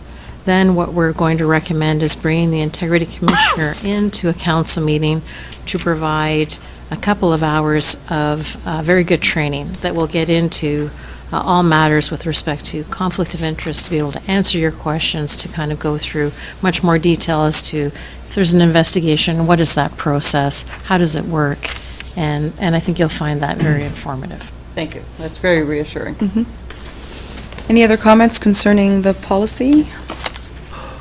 Did we have a mover and seconder? We do. But we made an amendment, right? So if the mover and seconder are okay, Madam Mayor, the motion would read that council adopt the council staff relations corporate policy as amended. Okay. Good. I'll just want to repeat or respond to Councillor Elaine's comment. Your point is well taken. I think tone and respect is very important, and a lot of times that's built through training and having an understanding of what the rules are. So we're still at the beginning of our term as a new council, and there's more training to come. There's team building to come. Team building will also have a training component, and strategic planning as well. So there are many more opportunities in the next, I would say, from now till June, many opportunities where we're going to schedule with council to do some of those activities. So, but thank you for raising that point. All in favor? Carried. Our next item is the corporate policy week of mourning amendment to flags, with a recommendation as council adopt corporate policy on flags as amended, as distributed on a separate sheet of paper this evening. Is there a mover for this? Councillor Grant, Councillor Towndale. Any discussion? Councillor McIntosh. If I'm reading this right, the Canadian flag and the city flag will no longer be flown at half-mast upon the death of a council member, former council member, city employee. There goes another perk. Pardon? Another perk of the job. Anyway, okay. But it will still be flown hot. The Canadian flag is still lowered for a series of other correct officials, everybody but the Queen's chauffeur. Okay, so fourth week of January is the day of mourning. So if I may, Madam Mayor, I think what we were trying to do is we're trying to find a week that we could identify for the previous year those employees, elected officials that have been lost in our community, and then we want to have a more meaningful remembrance of who they were and maybe what their role was. So we thought that in that fourth week of January, so that would be a week with a council meeting. Yeah. So we would hope that at that council meeting, we'd be able to have something brought forward to recognize those individuals in the council meeting. We would also, I think, like to put something in local media to acknowledge who the individuals were, maybe what their most recent position was in the corporation. And we can do that on the city page, and yeah, plus we our can do it on our Yeah. website. We can also do it on the city bulletin page and local media. And I think we just thought it might be a little bit more. Yeah, okay. It's a very grave subject, but... Didn't mean to take away a perk. I don't know about the word perk, but any further comments? I just wondered about the difference between half-staff and half-mast. Is there a difference? Terminology. It's just the same, it means the same? One is Canadian and one is American. Is that it? Okay. I thought it had to do with ships, or... It does. It does? But our policies always use the terms half-mast? Yes. Yeah. I believe so, Madam Mayor. Yeah, okay. All right, all in favor? Carried. Our next item is the municipal policy statement for private retail cannabis stores. The recommendation is that council adopt this policy statement as presented. Councillor Bennett, Councillor DePel. Any comment, question? Councillor Bennett. Thank you, Madam Mayor, through you. I just had one question. In the policy, it says that we can't open a cannabis retail outlet within 150 meters of youth purpose facilities. So once the store is open, will the policy also work in reverse? So somebody can't come along and open a daycare within 150 meters and then force the store to move? Is that for Mr. Boileau? Yeah. Mr. Boileau. Getting all the tough ones. Did you see his face? Just his face. Yes. I think first of all, this is put in place for the organization to find the appropriateness of a location. And I think what you would consider is if the shoe's on the other foot, I would suggest that a youth facility should not be establishing within 150 meters of a facility like this. If we're going to apply the policy to this, you would hope that youth facility would use that same logic. Yeah. So we won't have, I don't think that it works the other way, because youth facilities are not really subject to this locational criteria. That's my interpretation of it. Yeah, it wasn't spelled out, so I just wanted to make sure that a store establishes itself and then somebody decided to move into the neighborhood, and now we've got a conflict. See, the only thing that regulates where youth facilities or any of the other facilities can establish is in a zoning bylaw. Okay. What we're suggesting here is not going to be found in the zoning bylaw. If you wanted to put something like that in place, we would have to put that writing into the zoning bylaw to say that a youth facility, a school, etc., cannot be within 150 meters of a cannabis sales facility. That's a very detailed amount of information to put in a zoning bylaw. I just wanted to make sure that, I guess my concern is that we have this policy in place, so the store opens where it's supposed to open. And then what happens if somebody decides to move into the area that now we have a conflict? Yeah, so if I may, it doesn't guarantee, having this policy doesn't guarantee also that a cannabis facility will not be within 150 meters. It's a policy that is a municipal policy, which will be used to determine the appropriateness, but it doesn't necessarily mean, it's not like a zoning bylaw. Okay. Right? So the answer we could find a retail cannabis facility not necessarily complying with what we're suggesting. Right. It's a guideline for them to use. Okay. I think it's a good thing to do because we will be, through the clerk's office, provided with notice of retail cannabis proposals. Mm-hmm. And you would hope that having a policy like this might be helpful in that decision by the Gaming and the Gaming Commission of Ontario. But I think that if I can give you the best legal answer to what you're suggesting, zoning determines where the other facilities go. Mm-hmm. This is a guideline for the Gaming Commission to locate cannabis locations. Okay, thank you. Councillor Bergeron? Thank you, Madam Mayor. I'm always a little weary of things that just have a standard distance without really talking about the context of it. We're basically stating, and your question actually clarified quite a few things, or your answer. We're not talking about downtown here. We're really, as far as I can see, the only place where we're recommending would be Brookdale, Cumberland. Like Le Village and downtown are essentially no-go areas for this, correct? Mr. Boileau? Through you, Madam Mayor. Yeah, so what we've done, and of course, this is not just the planning department, what we tried to put together is a committee of departments, social services, police, et cetera. We got together and talked about some of the facilities that would not be compatible. And as a result of that, what you're looking at is concentric circles that really swallow up a lot of the downtown. And I don't think there's a way around that. I think they all have to be recognized. There are a number of them downtown. And as a result, yes, Brookdale Avenue, Pitt Street North, perhaps some areas in Le Village, 2nd Street, are areas where they would be permitted, but because of the constraints that we've put in place and the setback requirements from them, it would make it very difficult for a location to be downtown. If I can follow. Go ahead. Has that been discussed with the DBIA at all? Are they in favor of this? We have not done that, no.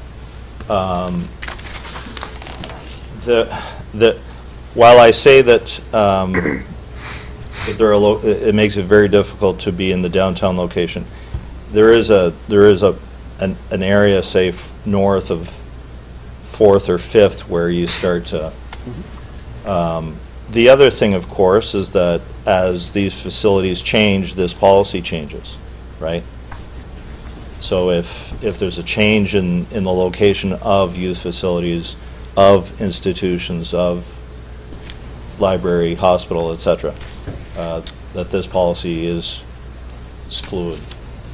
So, if I may, it is a policy, not a bylaw. Someone could say, I would love to be downtown, they could apply for it, and we would revisit it. We wouldn't revisit it. Well, I mean, We as council could revisit it, but at the end of the day, we don't license, the Gaming Commission licenses. So, council sets the policy, and you can change the policy if you wish at any time, but the Gaming Commission is the deciding organization. The Gaming Commission is a provincially organized, it's not a city. No. Yeah. No, it's provincial. And I suppose my last question is, does the LCBO have the same restraints? No, I would say no. You would say no? There are no restraints for where an Oh, LCBO I'm not aware of restraints that are to this effect, to this standard. Okay. We have no municipal guideline for LCBO.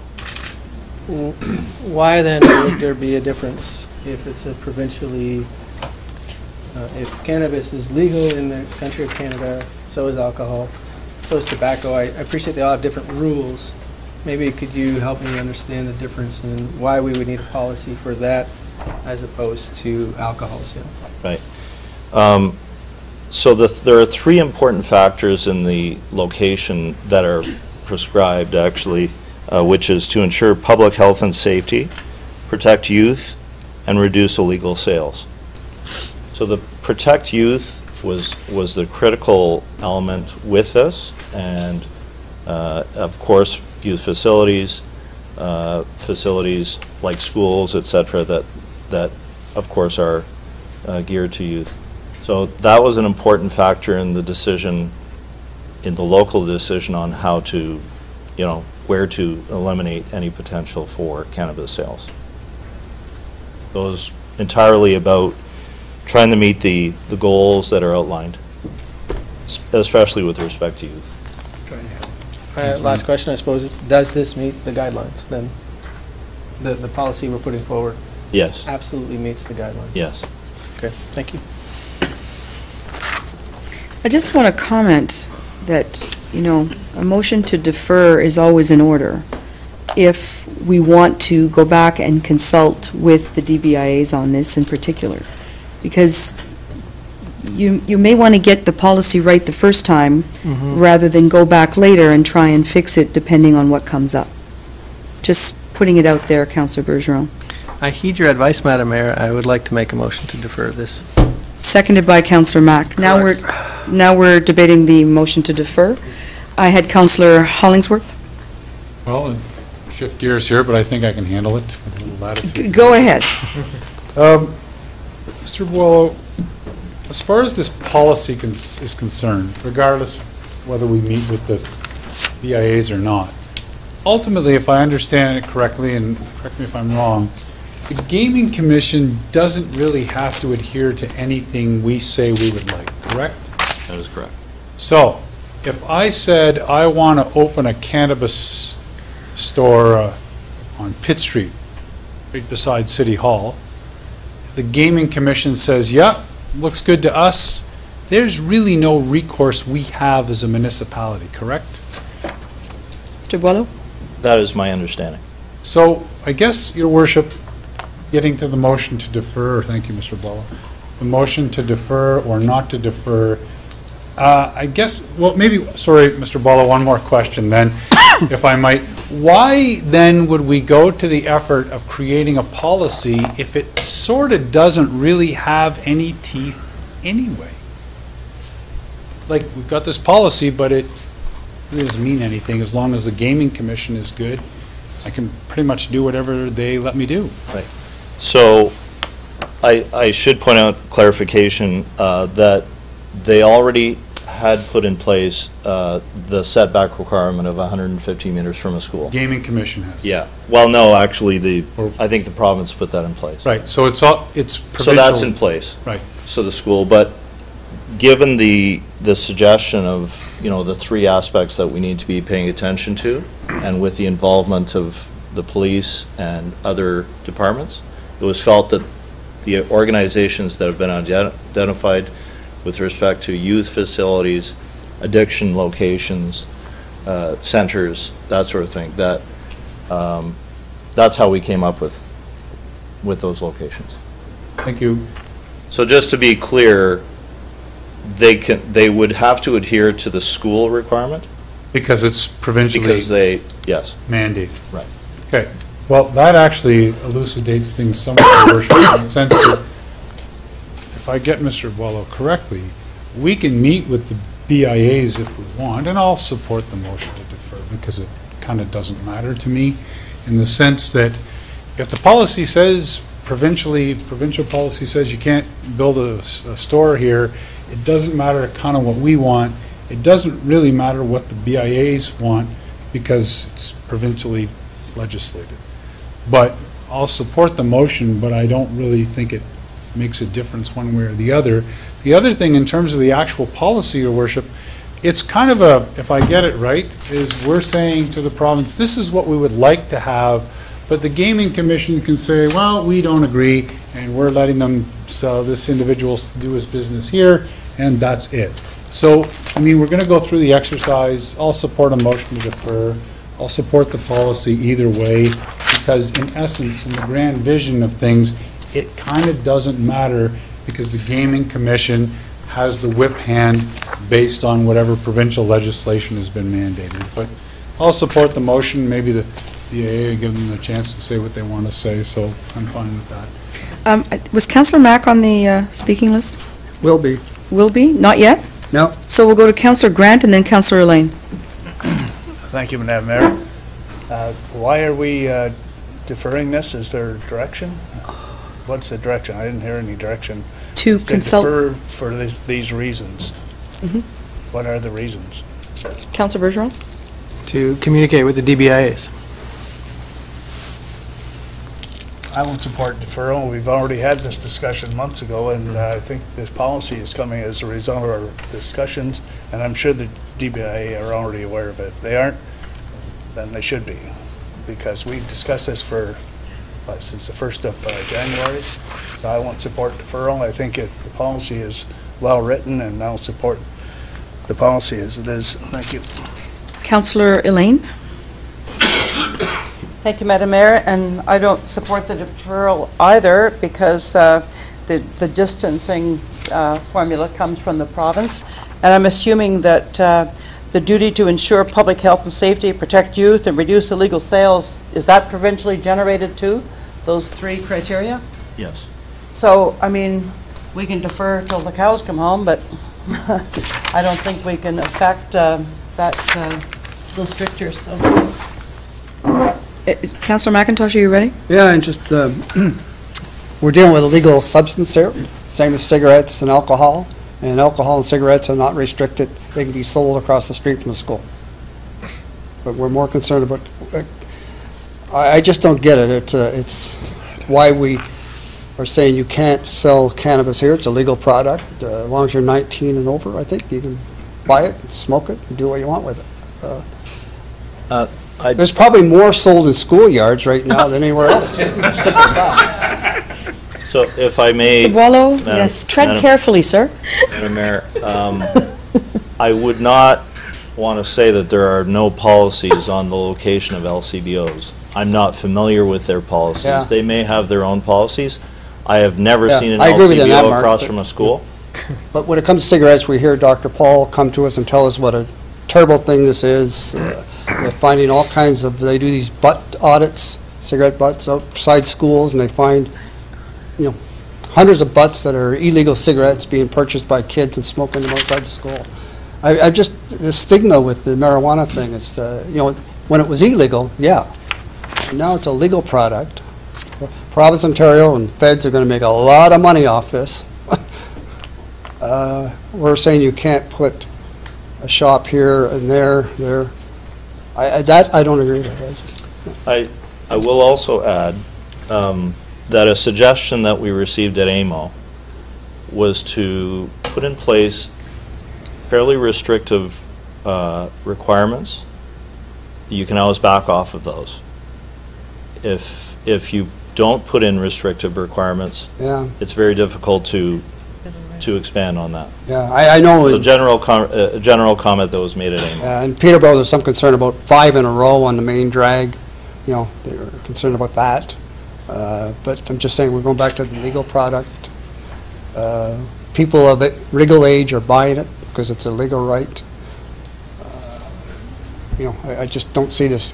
I'm having a tough time tying that in with, we've got to protect youth from this. I don't know.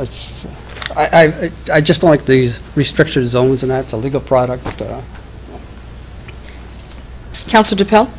Thank you, Madam Mayor. I won't support the deferral either. I think that I'll echo Councillor Grant's comments that we've been talking about this since January, knew the policy was coming, and I think that it's a well-written policy on behalf of administration, so I will not support the deferral. Councillor Towndale? Thank you, Madam Mayor. I also won't support the deferral. We've discussed this before. We've seen a version of this map before, so to me, we've gone over this. In addition, the province has decided the setback, more or less. I mean, I try and do some research while we're sitting here in terms of what other cities are doing, but that 150 meters is not something that we decided on arbitrarily. That came from the province, so that's something we have to honor. I mean, I understand it looking at this map. It does eliminate part of the downtown core and looks like a lot of Le Village, but there's still open areas within there. There's other parts of the city where you can do business. My concern is if we defer this and we get to the point where someone wins that lottery finally and they're able to open the store or whatever the next round of applications look like, and we don't have this policy in place, we're preventing business from opening up. So let's get this done now and prevent a red tape holdup down the road. Thank you. Any further comments? So I will ask a few questions, and I'll ask Councillor Bergeron to wrap up on the motion to defer. Who did we consult in drafting this policy? Did we consult with the health unit? Did we consult internally with fire and police? Did we do all that? Is that somewhere in a report? I believe we provided a bit of information. I think the clerk's office provided a bit of information, but in trying to use my memory on this, we did meet with all of the relevant departments, social services, fire, police, etc. So they all contributed to this. This is a municipal policy, so we didn't reach outside of the municipal departments. It doesn't mean, though, that other agencies would not be contacted for their information. So if there is a location, I believe the clerk's office will be contacted. It could be that the health unit is also part of that circulation. I'm not aware of that. Madam Clerk, do you know? Through you, Madam Mayor, although the health unit wasn't part of the policy statement, they were part of the original decision. So we did reach out to the health unit to get their opinion whenever the first round of reports came to council to see if they were in favor of allowing the stores to open.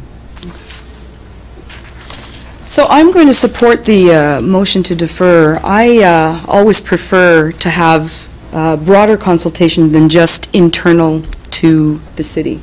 This is clearly about business. I think we can do a consultation, fairly quickly without delaying the opening of a store, which, by the way, not happening next week. Sure. Right? So we have a little bit of time to get this right. You know, the DBIAs are business reps that represent business and would have possibly something to say. If we don't ask them specifically, we can't always assume that they've seen this. You know, we put out council agendas and hope that people see them, but that's not a guarantee. Sometimes when you ask somebody for some feedback, you actually get it. And sometimes you have to be deliberate in asking and not just assume that people have figured out our city process. So I'm going to support the deferral for that reason. I would appreciate getting some feedback from the DBIA or anybody else who might want to comment, because this is not just a city policy, it's a community policy, and other businesses may want to comment as well. So, Councillor Bergeron, do you want to wrap that up? Well, you just wrapped it up very well for me, thank you, but. Go ahead. I mean, ultimately, when I look at the map, I see Cornwall Square, you can have a store, and First and Pitt, you can't. And I asked the question, did the DBIA, were they consulted, and the answer was no. So I would like to know their thoughts before I vote on this. That's all we're talking about here, as far as I'm concerned. So the motion is? The motion is to defer until we get feedback from the downtown BIAs. Okay. All in favor of the deferral? Against? Motion fails, so we go back to the motion to adopt the policy. I did it. Did we make a motion to? Carried. I think it passed. Oh, did it? Oh, sorry. Maybe a quick count again? Oh, sorry. I assumed. Maybe I've got it wrong. No, we'll do it again. So all in favor of the motion to defer?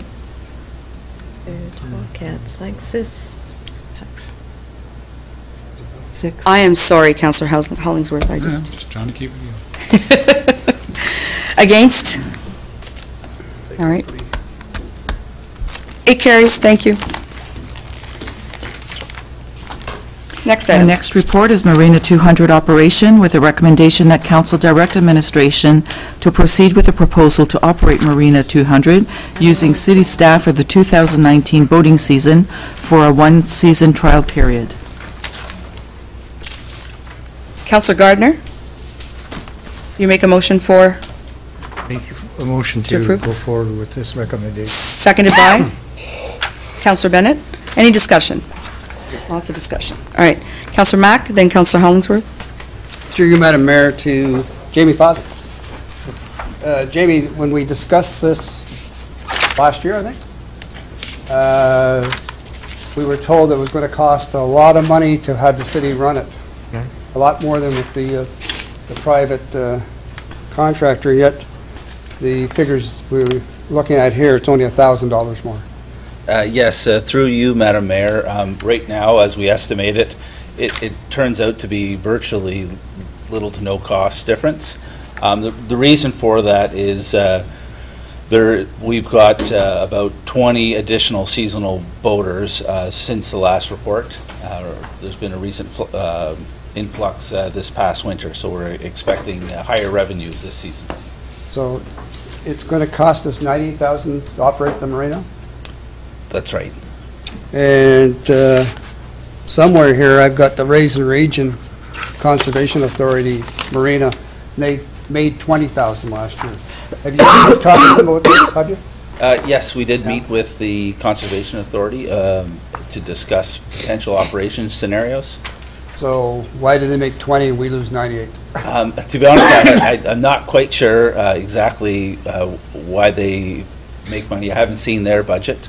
I know they do a few things different. Yeah, I just hope, some of the things, I think, they made some changes, and I realize this is, first year city operation, quite some time, so I assume you're going to be looking at that very closely and possibly come up with some That's right. I know changes. they recently when they took over the marina. They had previously contracted out to an operations manager. Yeah, they actually lost money. And they stopped that. They basically are using existing staff to run the facility. Yeah, I'm on the board, so I know about some of the changes they made, and they're pretty good changes. And, Carrie Lynn will agree with me, she's on the board too. Anyway, I realized there's a time thing here. You don't have much choice but to run it. You only had one person respond. That's right. And it wasn't... they didn't meet the minimum so it's criteria. they're not lining up to run the marina. No, they're not. Okay, good luck. Thank you. Councillor Hollingsworth and then Councillor Bennett. Just one question, Your Worship. Assume it. Mr. Mr. Pothrop. This $58,000 for full-time staffing for 8 months. How are we going to get this person? Are we hiring a new staff person? Are we getting somebody within Parks and saying, here's your new gig? Through you, Madam Mayor, we'll likely put out a posting. It hasn't been decided whether it would be a unionized posting or a non-union posting, but we would be looking to hire someone for likely a 7-month period. Okay, so that could be an internal candidate as well. Thank you. Just a question perhaps to Mr. Clark. Let's pretend we post this job and somebody applies for the job and hire them and we say, okay, you're the marina guy or you're the marina girl or you're the marina person. And then next year we decide as a council, we don't want to do it in-house anymore. We're going to do something else, and I don't really know what. I don't have any idea per se off the top of my head. But we decide we have a new plan, and we no longer need this person. What happens from a HR perspective? Are we going to be paying them the severance? Are we going to somehow finagle them into the corporation somehow? Like what exactly happens with this? Mr. Clark. I will give the best HR answer I can. Excellent. That's what I'm looking for. In that it depends.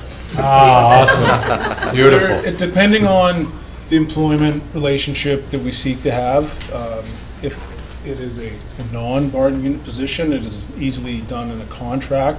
If the position is put in within one of the bargaining units, we have seasonal work that already exists on a number of different areas. So us doing this type of work and the seasonality of it is pretty much in line with ball diamonds and other fields that this is not new. The seasonal work would not be new for us, and we would amend the employment relationship in whatever way is tailored to the route that we go with it. Now, that being said, could we offer it potentially like on a contractual basis to say, you're part of the city, but at the end of this time period, we reserve the right to say we've changed our mind?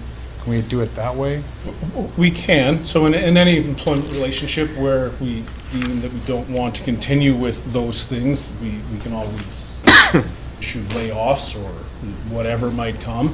And again, depending on how we choose to do it, we would obviously put that proviso ahead of time so that, we necessarily wouldn't take a full-time person off the street from other gainful employment if we know this is a fixed term or it's still yet to be decided, so to speak. Like, we would put those protections in place because we would not want to do that to anybody. Thank you. Well, Your Worship, my problem is, and I realize we need to make a decision on this because I think we're sort of committed to the notion of having a marina. But my problem is not having enough time to say, okay, this has failed. What is it we really want to do in the grand scheme of things? You talk like strategic planning and stuff like that. So I'm probably not going to support the motion, quite frankly, because I'm not really sure what it is I'm looking for, but I kind of don't really feel comfortable with the way it is now. And I realize I'm maybe being a bit unfair to admin. I realize they're trying to keep the place rolling, and the last one didn't work out. But I don't know if it's that I need more information. I'm just kind of uncomfortable with the way it seems to be shaking out. So I'm probably not going to support the motion, Your Worship. Thank you. I understand. Yeah, it's okay. You can vote the way you want to vote, Nope. Councillor Hollingsworth. Fair enough. Councillor Bennett and then Councillor Bergeron.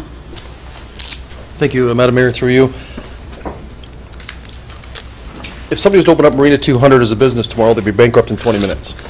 So I guess I have to ask questions about where do we get our salary comparables to decide how much money we're going to be spending on salaries? Is that compared to what they did last year? I guess to Jamie, Mr. Fothrop? Mr. Fothrop? Through you, Madam Mayor, no, we worked with the Finance Department to look at comparable salaries within the city with that level of responsibility. Okay. The other questions I have are as far as revenues. What we charge for seasonal dockage, transient dockage, gasoline prices, is that comparable to marinas in our area? Yes, as far as the dockage rates, absolutely, we do follow the local marinas in the area. Okay, so gas prices included? I can't necessarily speak to the gas prices. I know the finance departments, perhaps Ms. Bailey might be able to speak to that. Through you, Madam Mayor, what we did for gas, for the gas prices is our city budget right now for the corporation is at, it's budgeted at $1.05 a liter. And understanding what the last contractor showed as a margin for selling gas, it was 5 cents higher than you purchased. So if the city can't purchase at $1.05 but purchases at $1.15, we'd sell it at $1.20. So there's still that same relationship to the budget. Okay, thank you. The other question might be an HR question. Back to the salaries. Would it not make sense to do these as contracts, an 8-month contract? And I'm just looking at like $55,000 for 8 months' work is a pretty sweet deal. I'm just wondering if a contract position, we might be able to pay a little bit less than that. Mr. Clark? It would depend, yes. So the short answer is yes. Obviously, it's a market factor of what our ability to attract someone to do that work for that amount of money. It runs all the way down the line. So yes, we could. It was just a matter of how much would it require to get somebody. Putting them in for a fixed contract is definitely within scope if that is something that we were looking to do as well. Okay. Thank you. I understand we're in a crunch time, and the fact that the dollars are almost identical to last year with the contractor. I think we get through this year, and then we really got to look at the biggest chunk of change here is salaries. And this is a seasonal business, and if I was running a business, that's the first place I'm going to look, is how much I'm spending on the salaries. And the gas prices, I understand the 5 cent thing, but when I'm driving around, I tend to stop a lot in the summer near marinas, and we always remark at the price of gas there. It's like 20 cents more you'd pay at a pump on the highway somewhere. So 20 cents is an exaggeration, but it's 10, 15 cents more. So I'm just wondering if $1.10, if we're paying for $1.05, is a little under, like it's okay to make a profit. So if the going rate at a marinas locally is $1.20, then we should be at $1.20, regardless of what we're paying for. My opinion. Thank you. Councillor Bergeron, then Councillor Duppel. Thank you, Madam Mayor. My first question, I suppose, is, and I don't know if I'm even allowed the answer to this, what made the previous people running the marina not qualified this year? Mr. Fothrop, you want to give some history? Through you, Madam Mayor, the previous operator of the marina did not submit a bid. This is that was a new operator, new bid from a new contractor. Great answer. Shuts me down completely.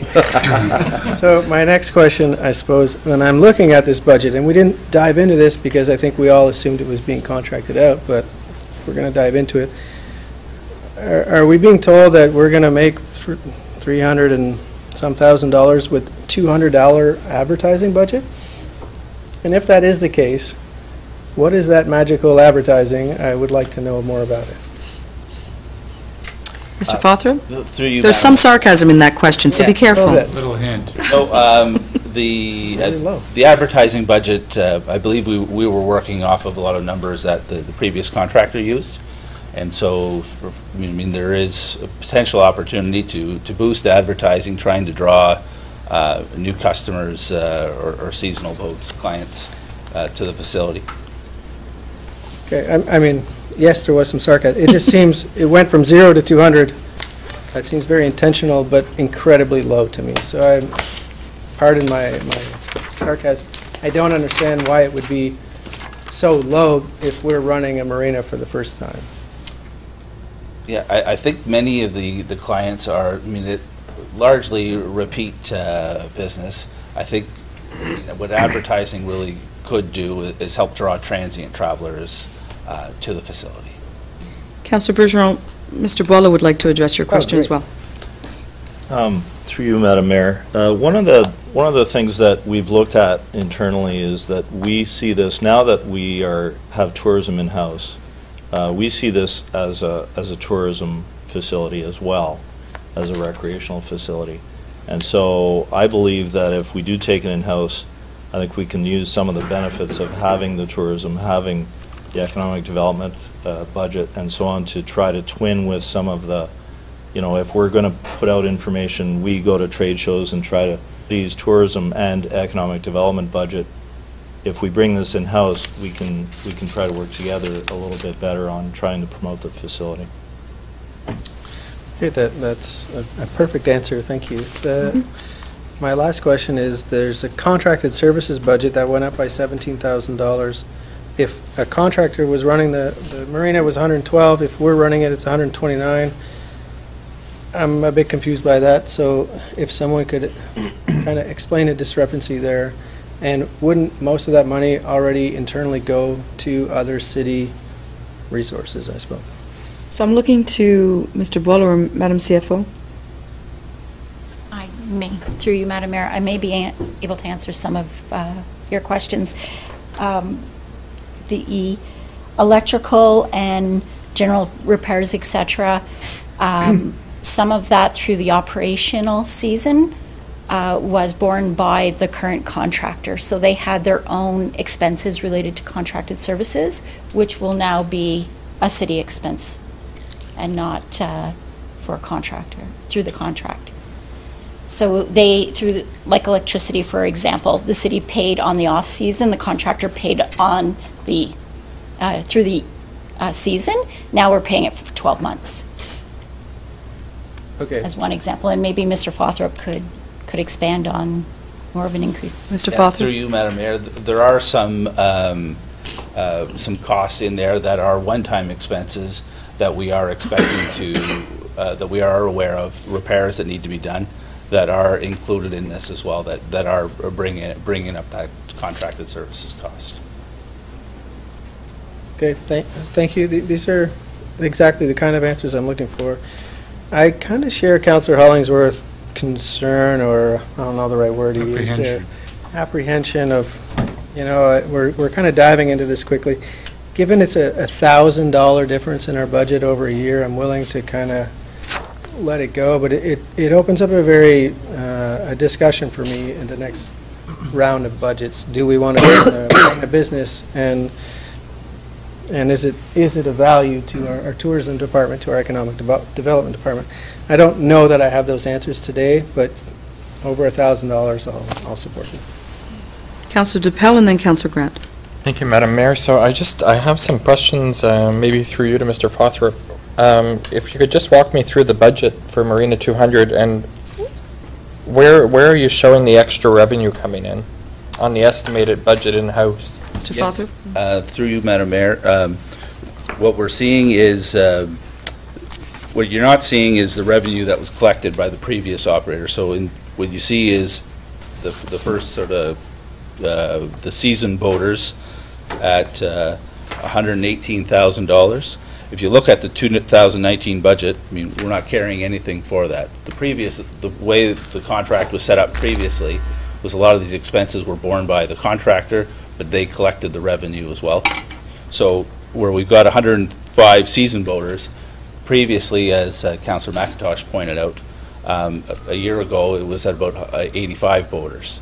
So that's where we're seeing an increase in revenue, which is sort of making it to be a low to zero cost increase. Right. So through you, Madam Mayor, so last term of council, when I tried to get a motion passed to stop funding the management fees for Big Ben and for Marina 200, we were told that, and I think that's what swayed most of the decision, we were told that we could not even come close to operating that as a city, under the city, that we couldn't even come near it, but then we come within $1,000. So makes me wonder, I mean, I'm with Councillor Bergeron for $1,000, I'll see it through for a year, but I mean, it makes me wonder as to how we were so far away last year at this time than we are, and now we're just $1,000 within with really nothing new except for 20 new boaters. And the other question I had was, do we need a full-time staff for 8 months for a seasonal operation? Mr. Fothrop? Through you, Madam Mayor, I mean, I guess that remains to be seen. We haven't operated it ourselves. So what we're trying to do is maintain the existing staffing levels that our contractor operated with.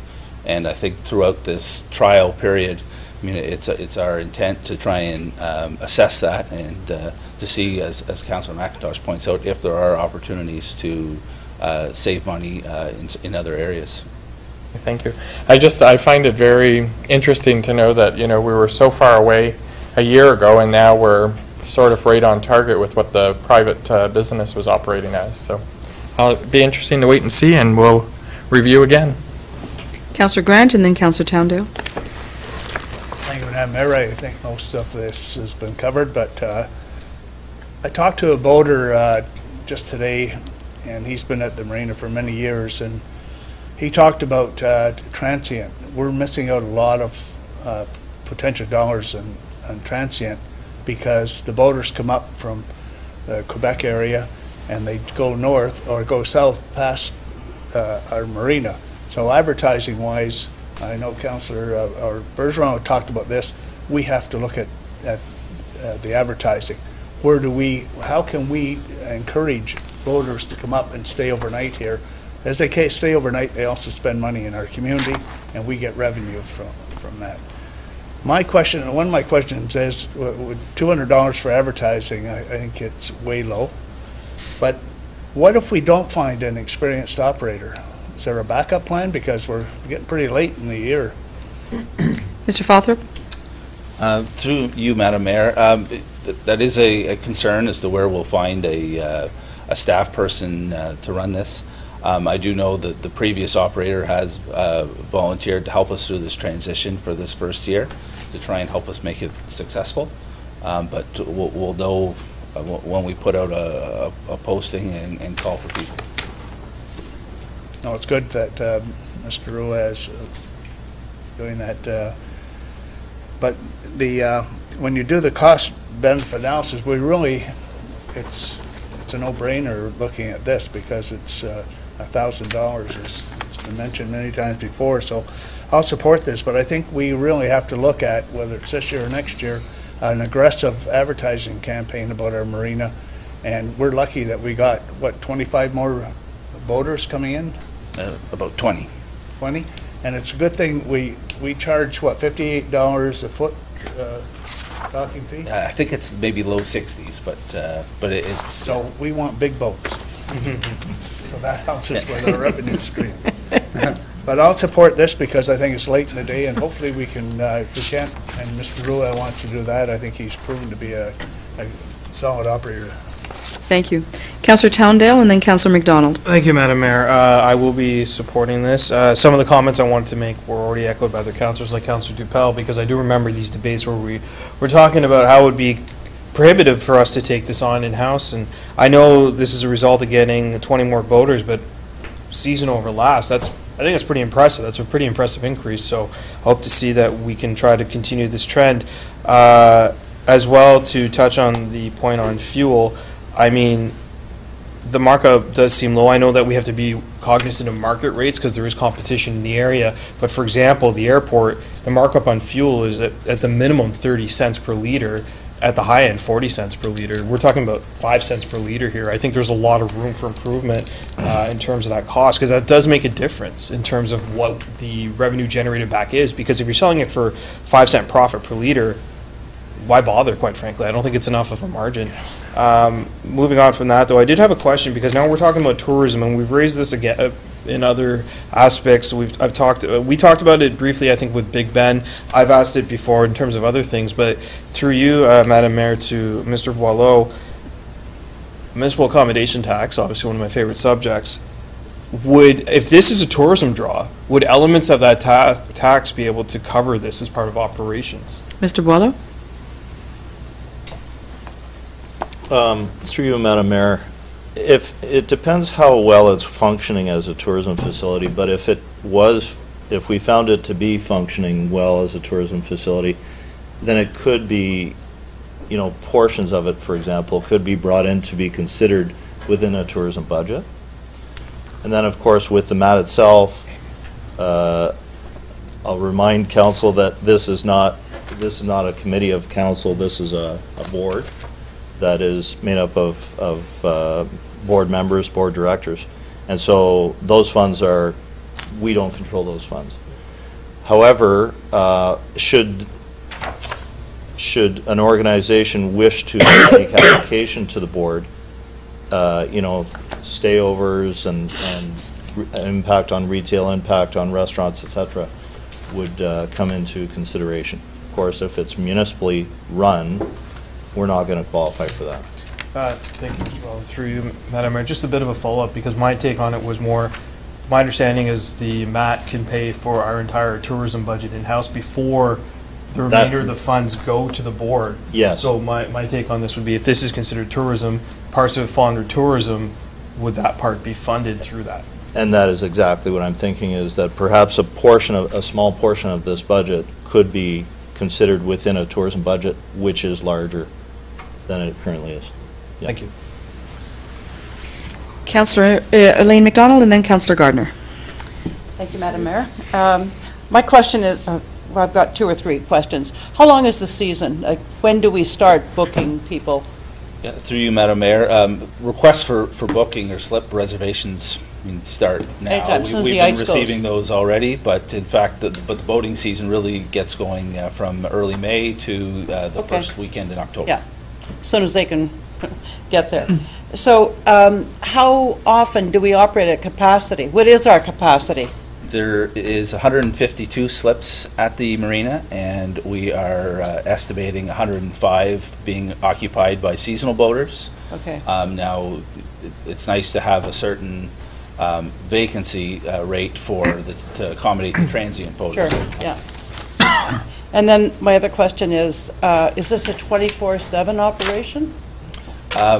Somewhat. We do, the staff close the doors at, I believe it's 10 o'clock, but then we have overnight security staff that go from 10 o'clock to 8 a.m. Okay, so we're talking about an employee. I think you're going to need a team pretty well. You'll have a lead employee, but then you'll have 2 or 3. I mean, people have to spell each other off and that sort of thing. Typically, they've employed quite a number of students as well to cover the evenings and weekends. Okay. And And then regarding the price of gas, who are our closest competitors, and at what price do they sell gas? Akwesasne, there's a couple marinas in Akwesasne. I rest my case. Councillor Gardner?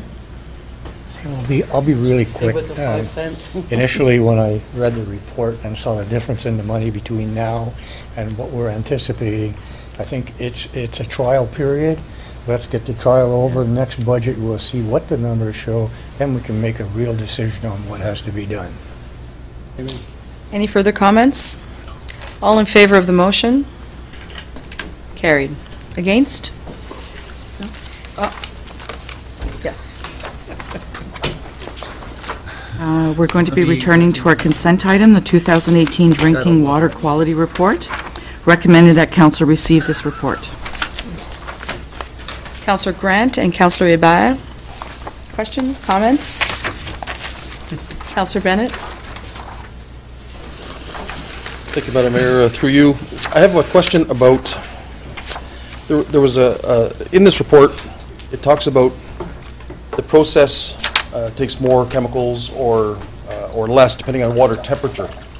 I guess my question is, what about water levels? I think we saw along Seward Ingleside last year with almost no water, so I wonder if that changes what we have to do to the water, if it's bringing in more sediment when it's that low, or should we be joining our neighbors in Long Seward Ingleside fighting the province about water levels? I'm going to look to Mr. Goodwin. Through you, Madam Mayor. We are very fortunate because our intake is off the dam, so our water level doesn't change that we would ever notice. 60 feet. Okay. Okay, that just surprises me, just, it's not that far away, so that's good to hear. Thank you. Any other comments, questions? Can you, Mr. Goodwin, just go over our compliance rating? Sort of just let us know where we stand with this report. Just give us a high level.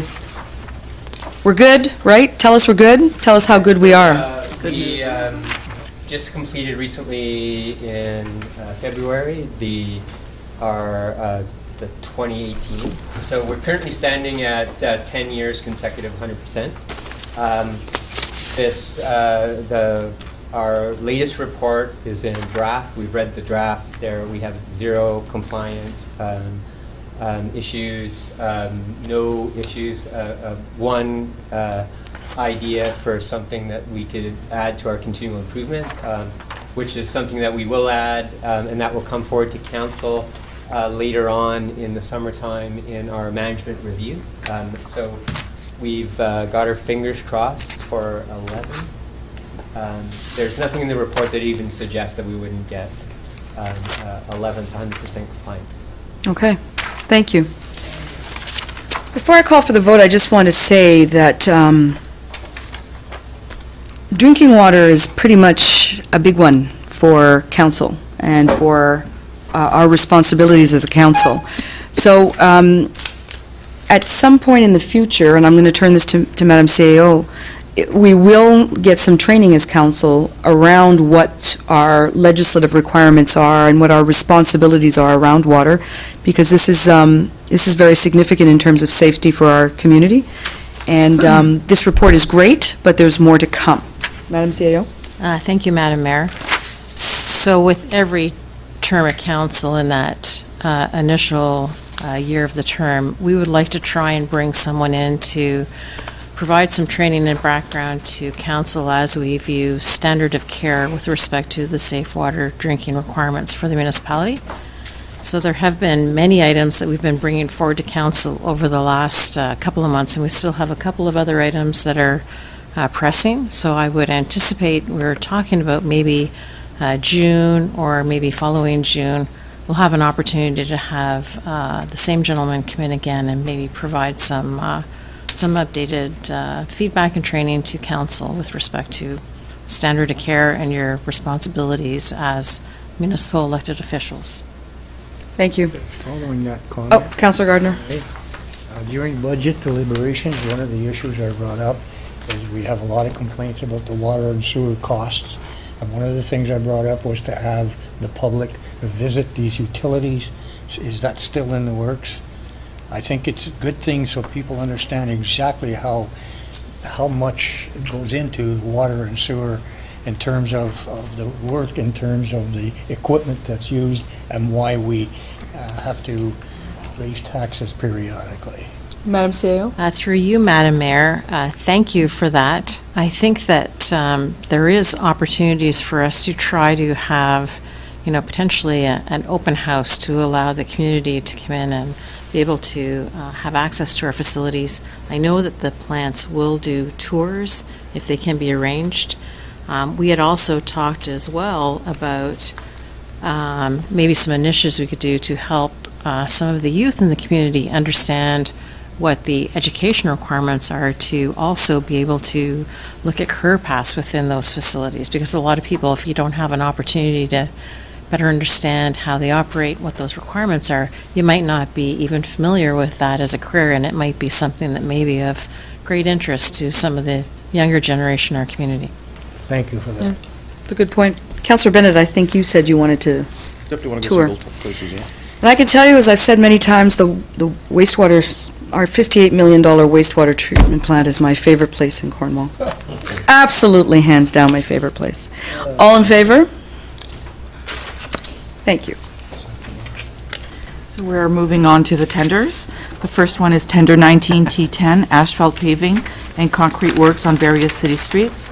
The recommendation is this tender be awarded to Malian Excavation Limited from Cornwall, parts A to H, at the total bid price of $2,776,912, being the best bid meeting the specifications.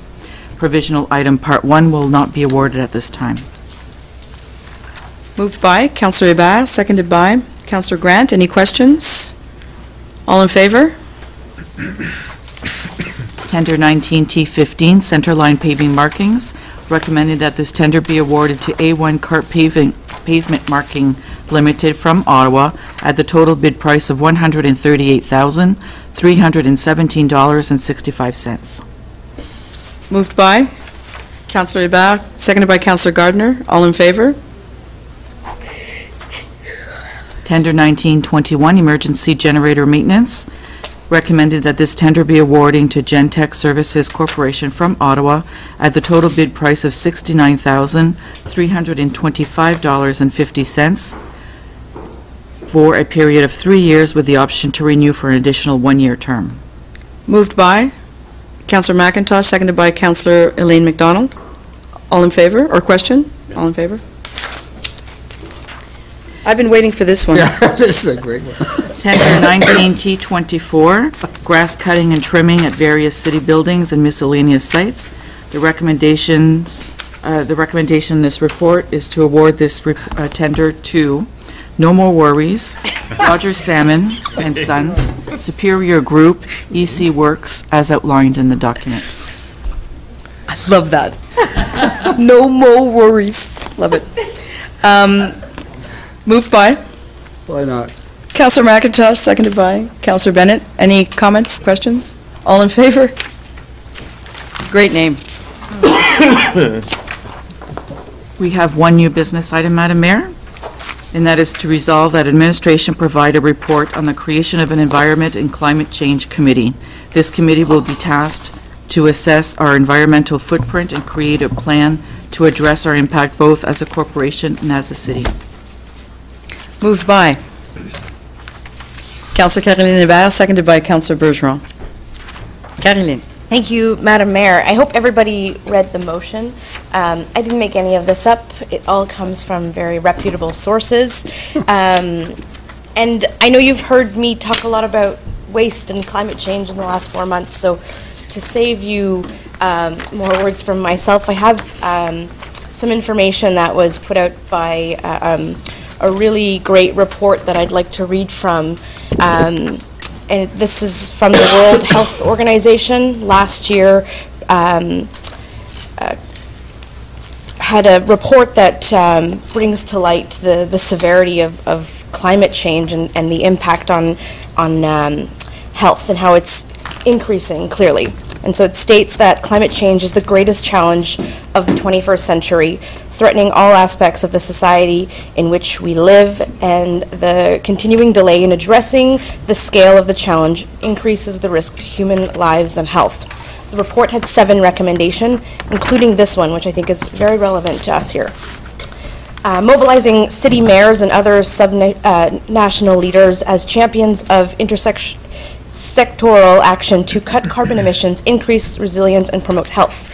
Local governments, including those of cities, are increasingly promoting health and climate goals through policies for cleaner transport, energy, waste management, and urban planning, strengthening formal mechanisms for the engagement of city and other subnational governments in the United Nations Framework Convention for Climate Change process would increase the reach of action to promote health and protect climate.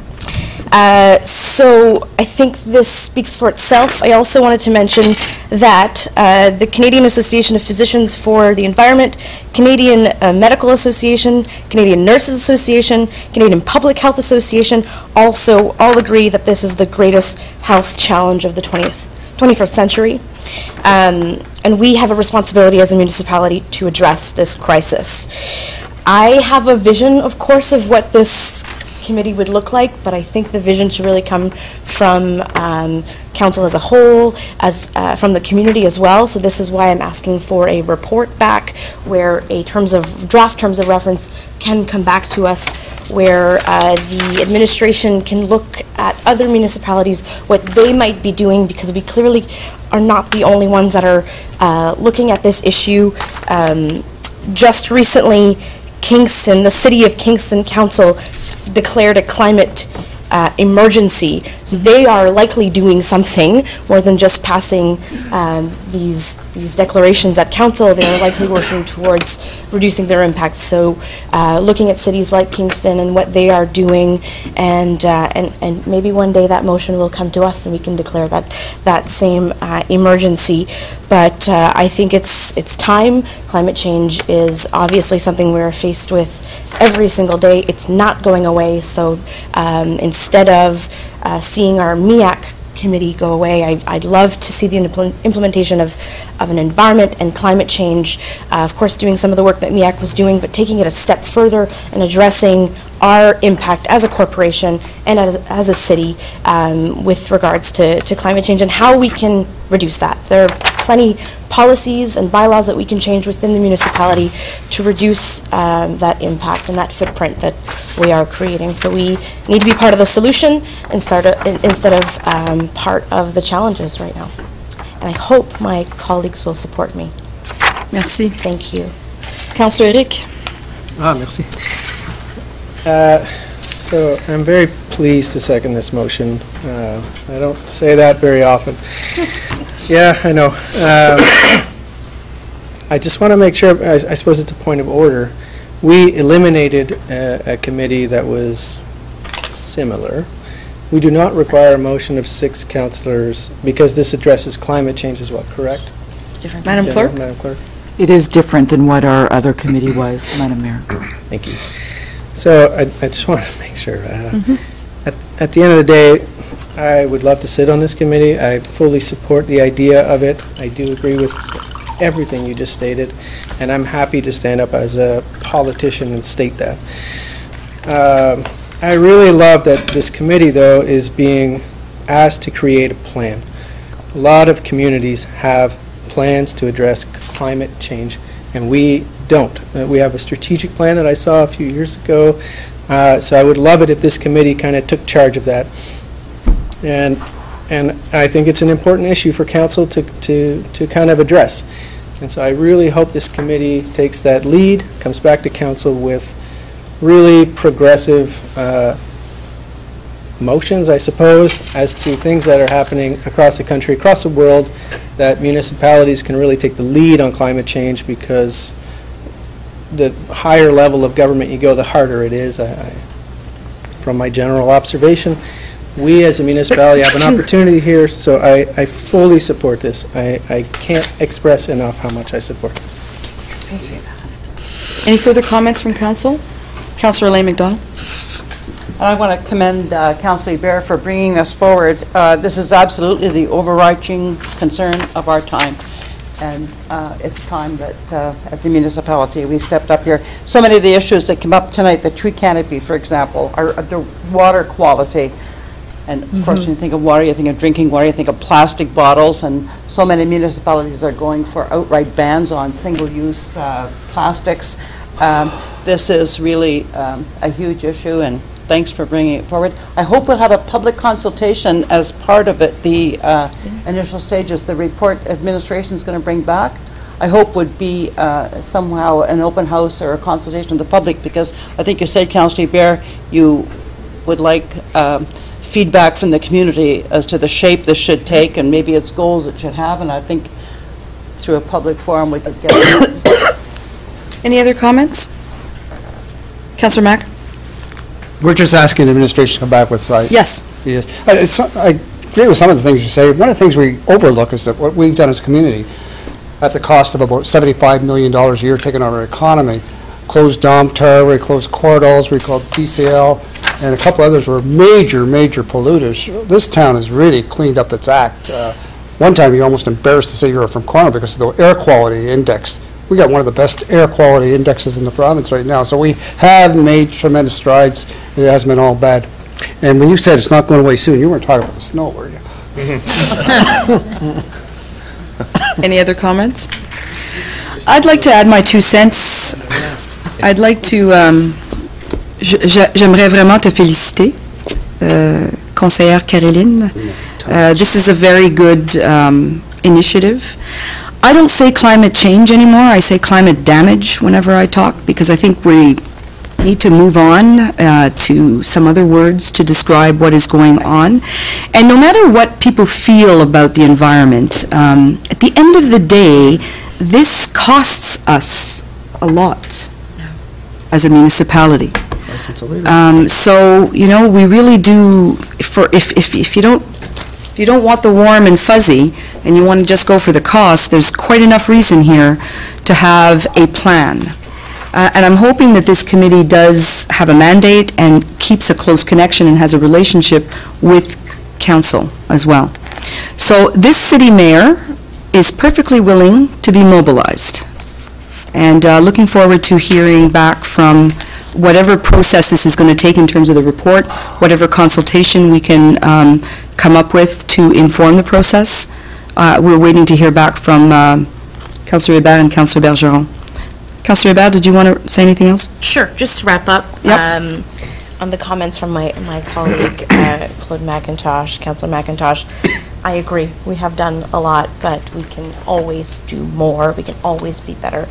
And we can always be leaders. And to address some of the comments from Councillor Bergeron, we have an opportunity here to be a leader in the municipal world when it comes to changing our corporate act, I guess, so to say, and how we run our business and how we run our community, and make sure that in all the decisions that we make, we are continuously considering climate damage and the climate crisis. So thank you, and looking forward to a recorded vote, please. Yes. Madam Clerk? All in favor? Councillors Claude McIntosh. Yeah, okay, sure. Elaine McDonald. Yes. Sid Gardner. Yes. Dean Hollingsworth. I'm sorry? Yes? Caroline Hébert. I guess so. Councillors Maurice Tipel. Yes. Glenn Grant. Yes. Todd Bennett. Yes. Justin Towndale. Yes. Éric Bergeron. In favor. And Madam Mayor. Oui. Unanimous, Madam Mayor. Thank you. Thank you. Next item. We have our tenders. That bylaw is 2000, or sorry, It's okay. that bylaw is 2019, 28 to 35 inclusive, listed on the agenda, be taken as read and passed. Motion, Councillor DePel, seconded by Councillor Bennett. Is one of those bylaws the waste Yes. bylaw? Yes. I'm just So- trying to find it for you, Madam Mayor.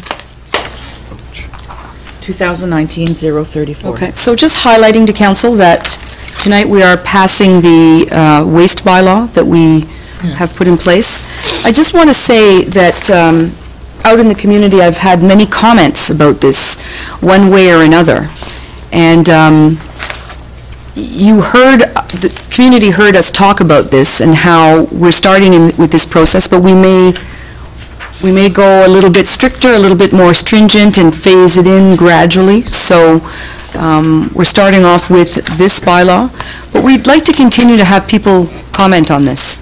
We'd like to continue to receive comments. I had a couple of teenagers approach me to say, why aren't you going fast enough, right? But I also had emails from people saying, I don't like these changes. So my view is that we need to continue to receive information. And I would direct people to the website to send emails and let us know what you're thinking, how you're feeling about this process as we go through. It's a big change, and it may not be enough, but it's certainly where we're going, and we'd like to keep consultation open. Councillor Hébert? Thank you, Madam Mayor. I just want to take an opportunity to echo some of your comments that, and hopefully administration hears us loud and clear, so that a year from now, they can come back with something a little bit more, I guess, intense, because all of the comments I'm hearing from the community is that it's not going far enough. It's a start, great, we're happy, but it's not quite. It's not quite the level that a lot of the folks I'm talking to were expecting. So hoping that with continued communication with the community, within a year, if we go to review this again, we certainly make some bigger changes and bite off a little bit more in terms of bag limit and possibly the mandatory recycling. I've talked to a lot of folks who are actually quite disappointed that mandatory recycling is not going to be implemented this time around. So hoping that is loud and clear. Happy to start with phase 1, but looking forward to a more intense phase 2 of this plan. Yep, let's keep the conversation going. All in favor? Thank you. Madam Clerk? Our next section is the reports from standing and special committees of council. Councillor DePel. Madam Mayor, I was just wondering publicly, I've been asked by some people who have applied for committees and just what the time frame's looking like for appointing of delay appointments and committees that were in place already that haven't continued on because we've made some changes in the committees and the appointing, so. Madam Clerk, we're still recruiting, right? How is that going? That is correct, Madam Mayor.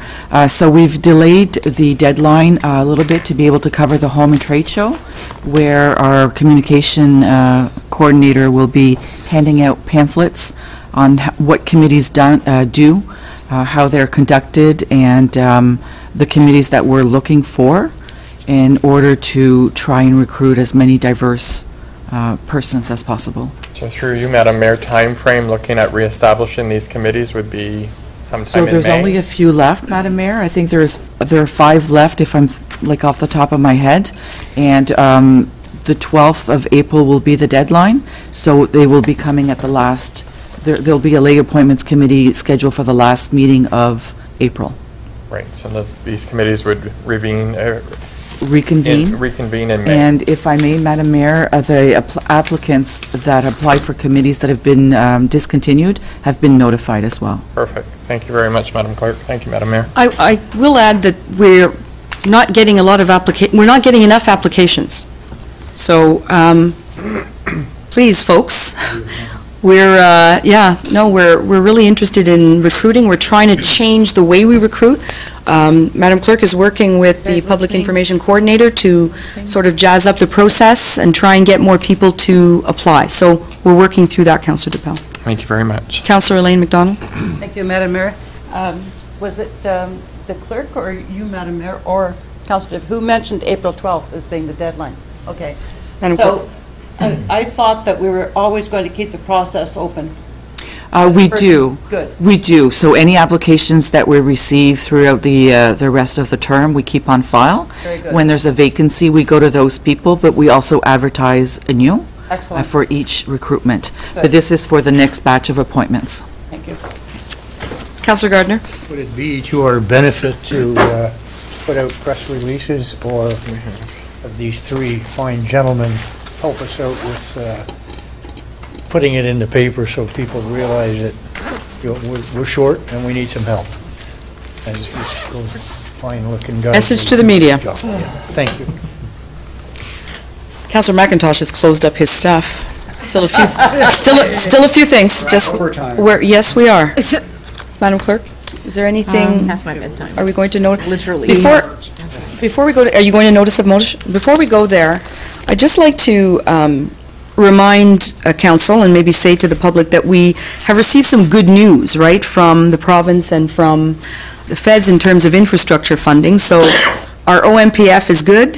We got a little bit more. We're getting $140,000 from the Ministry of Municipal Affairs.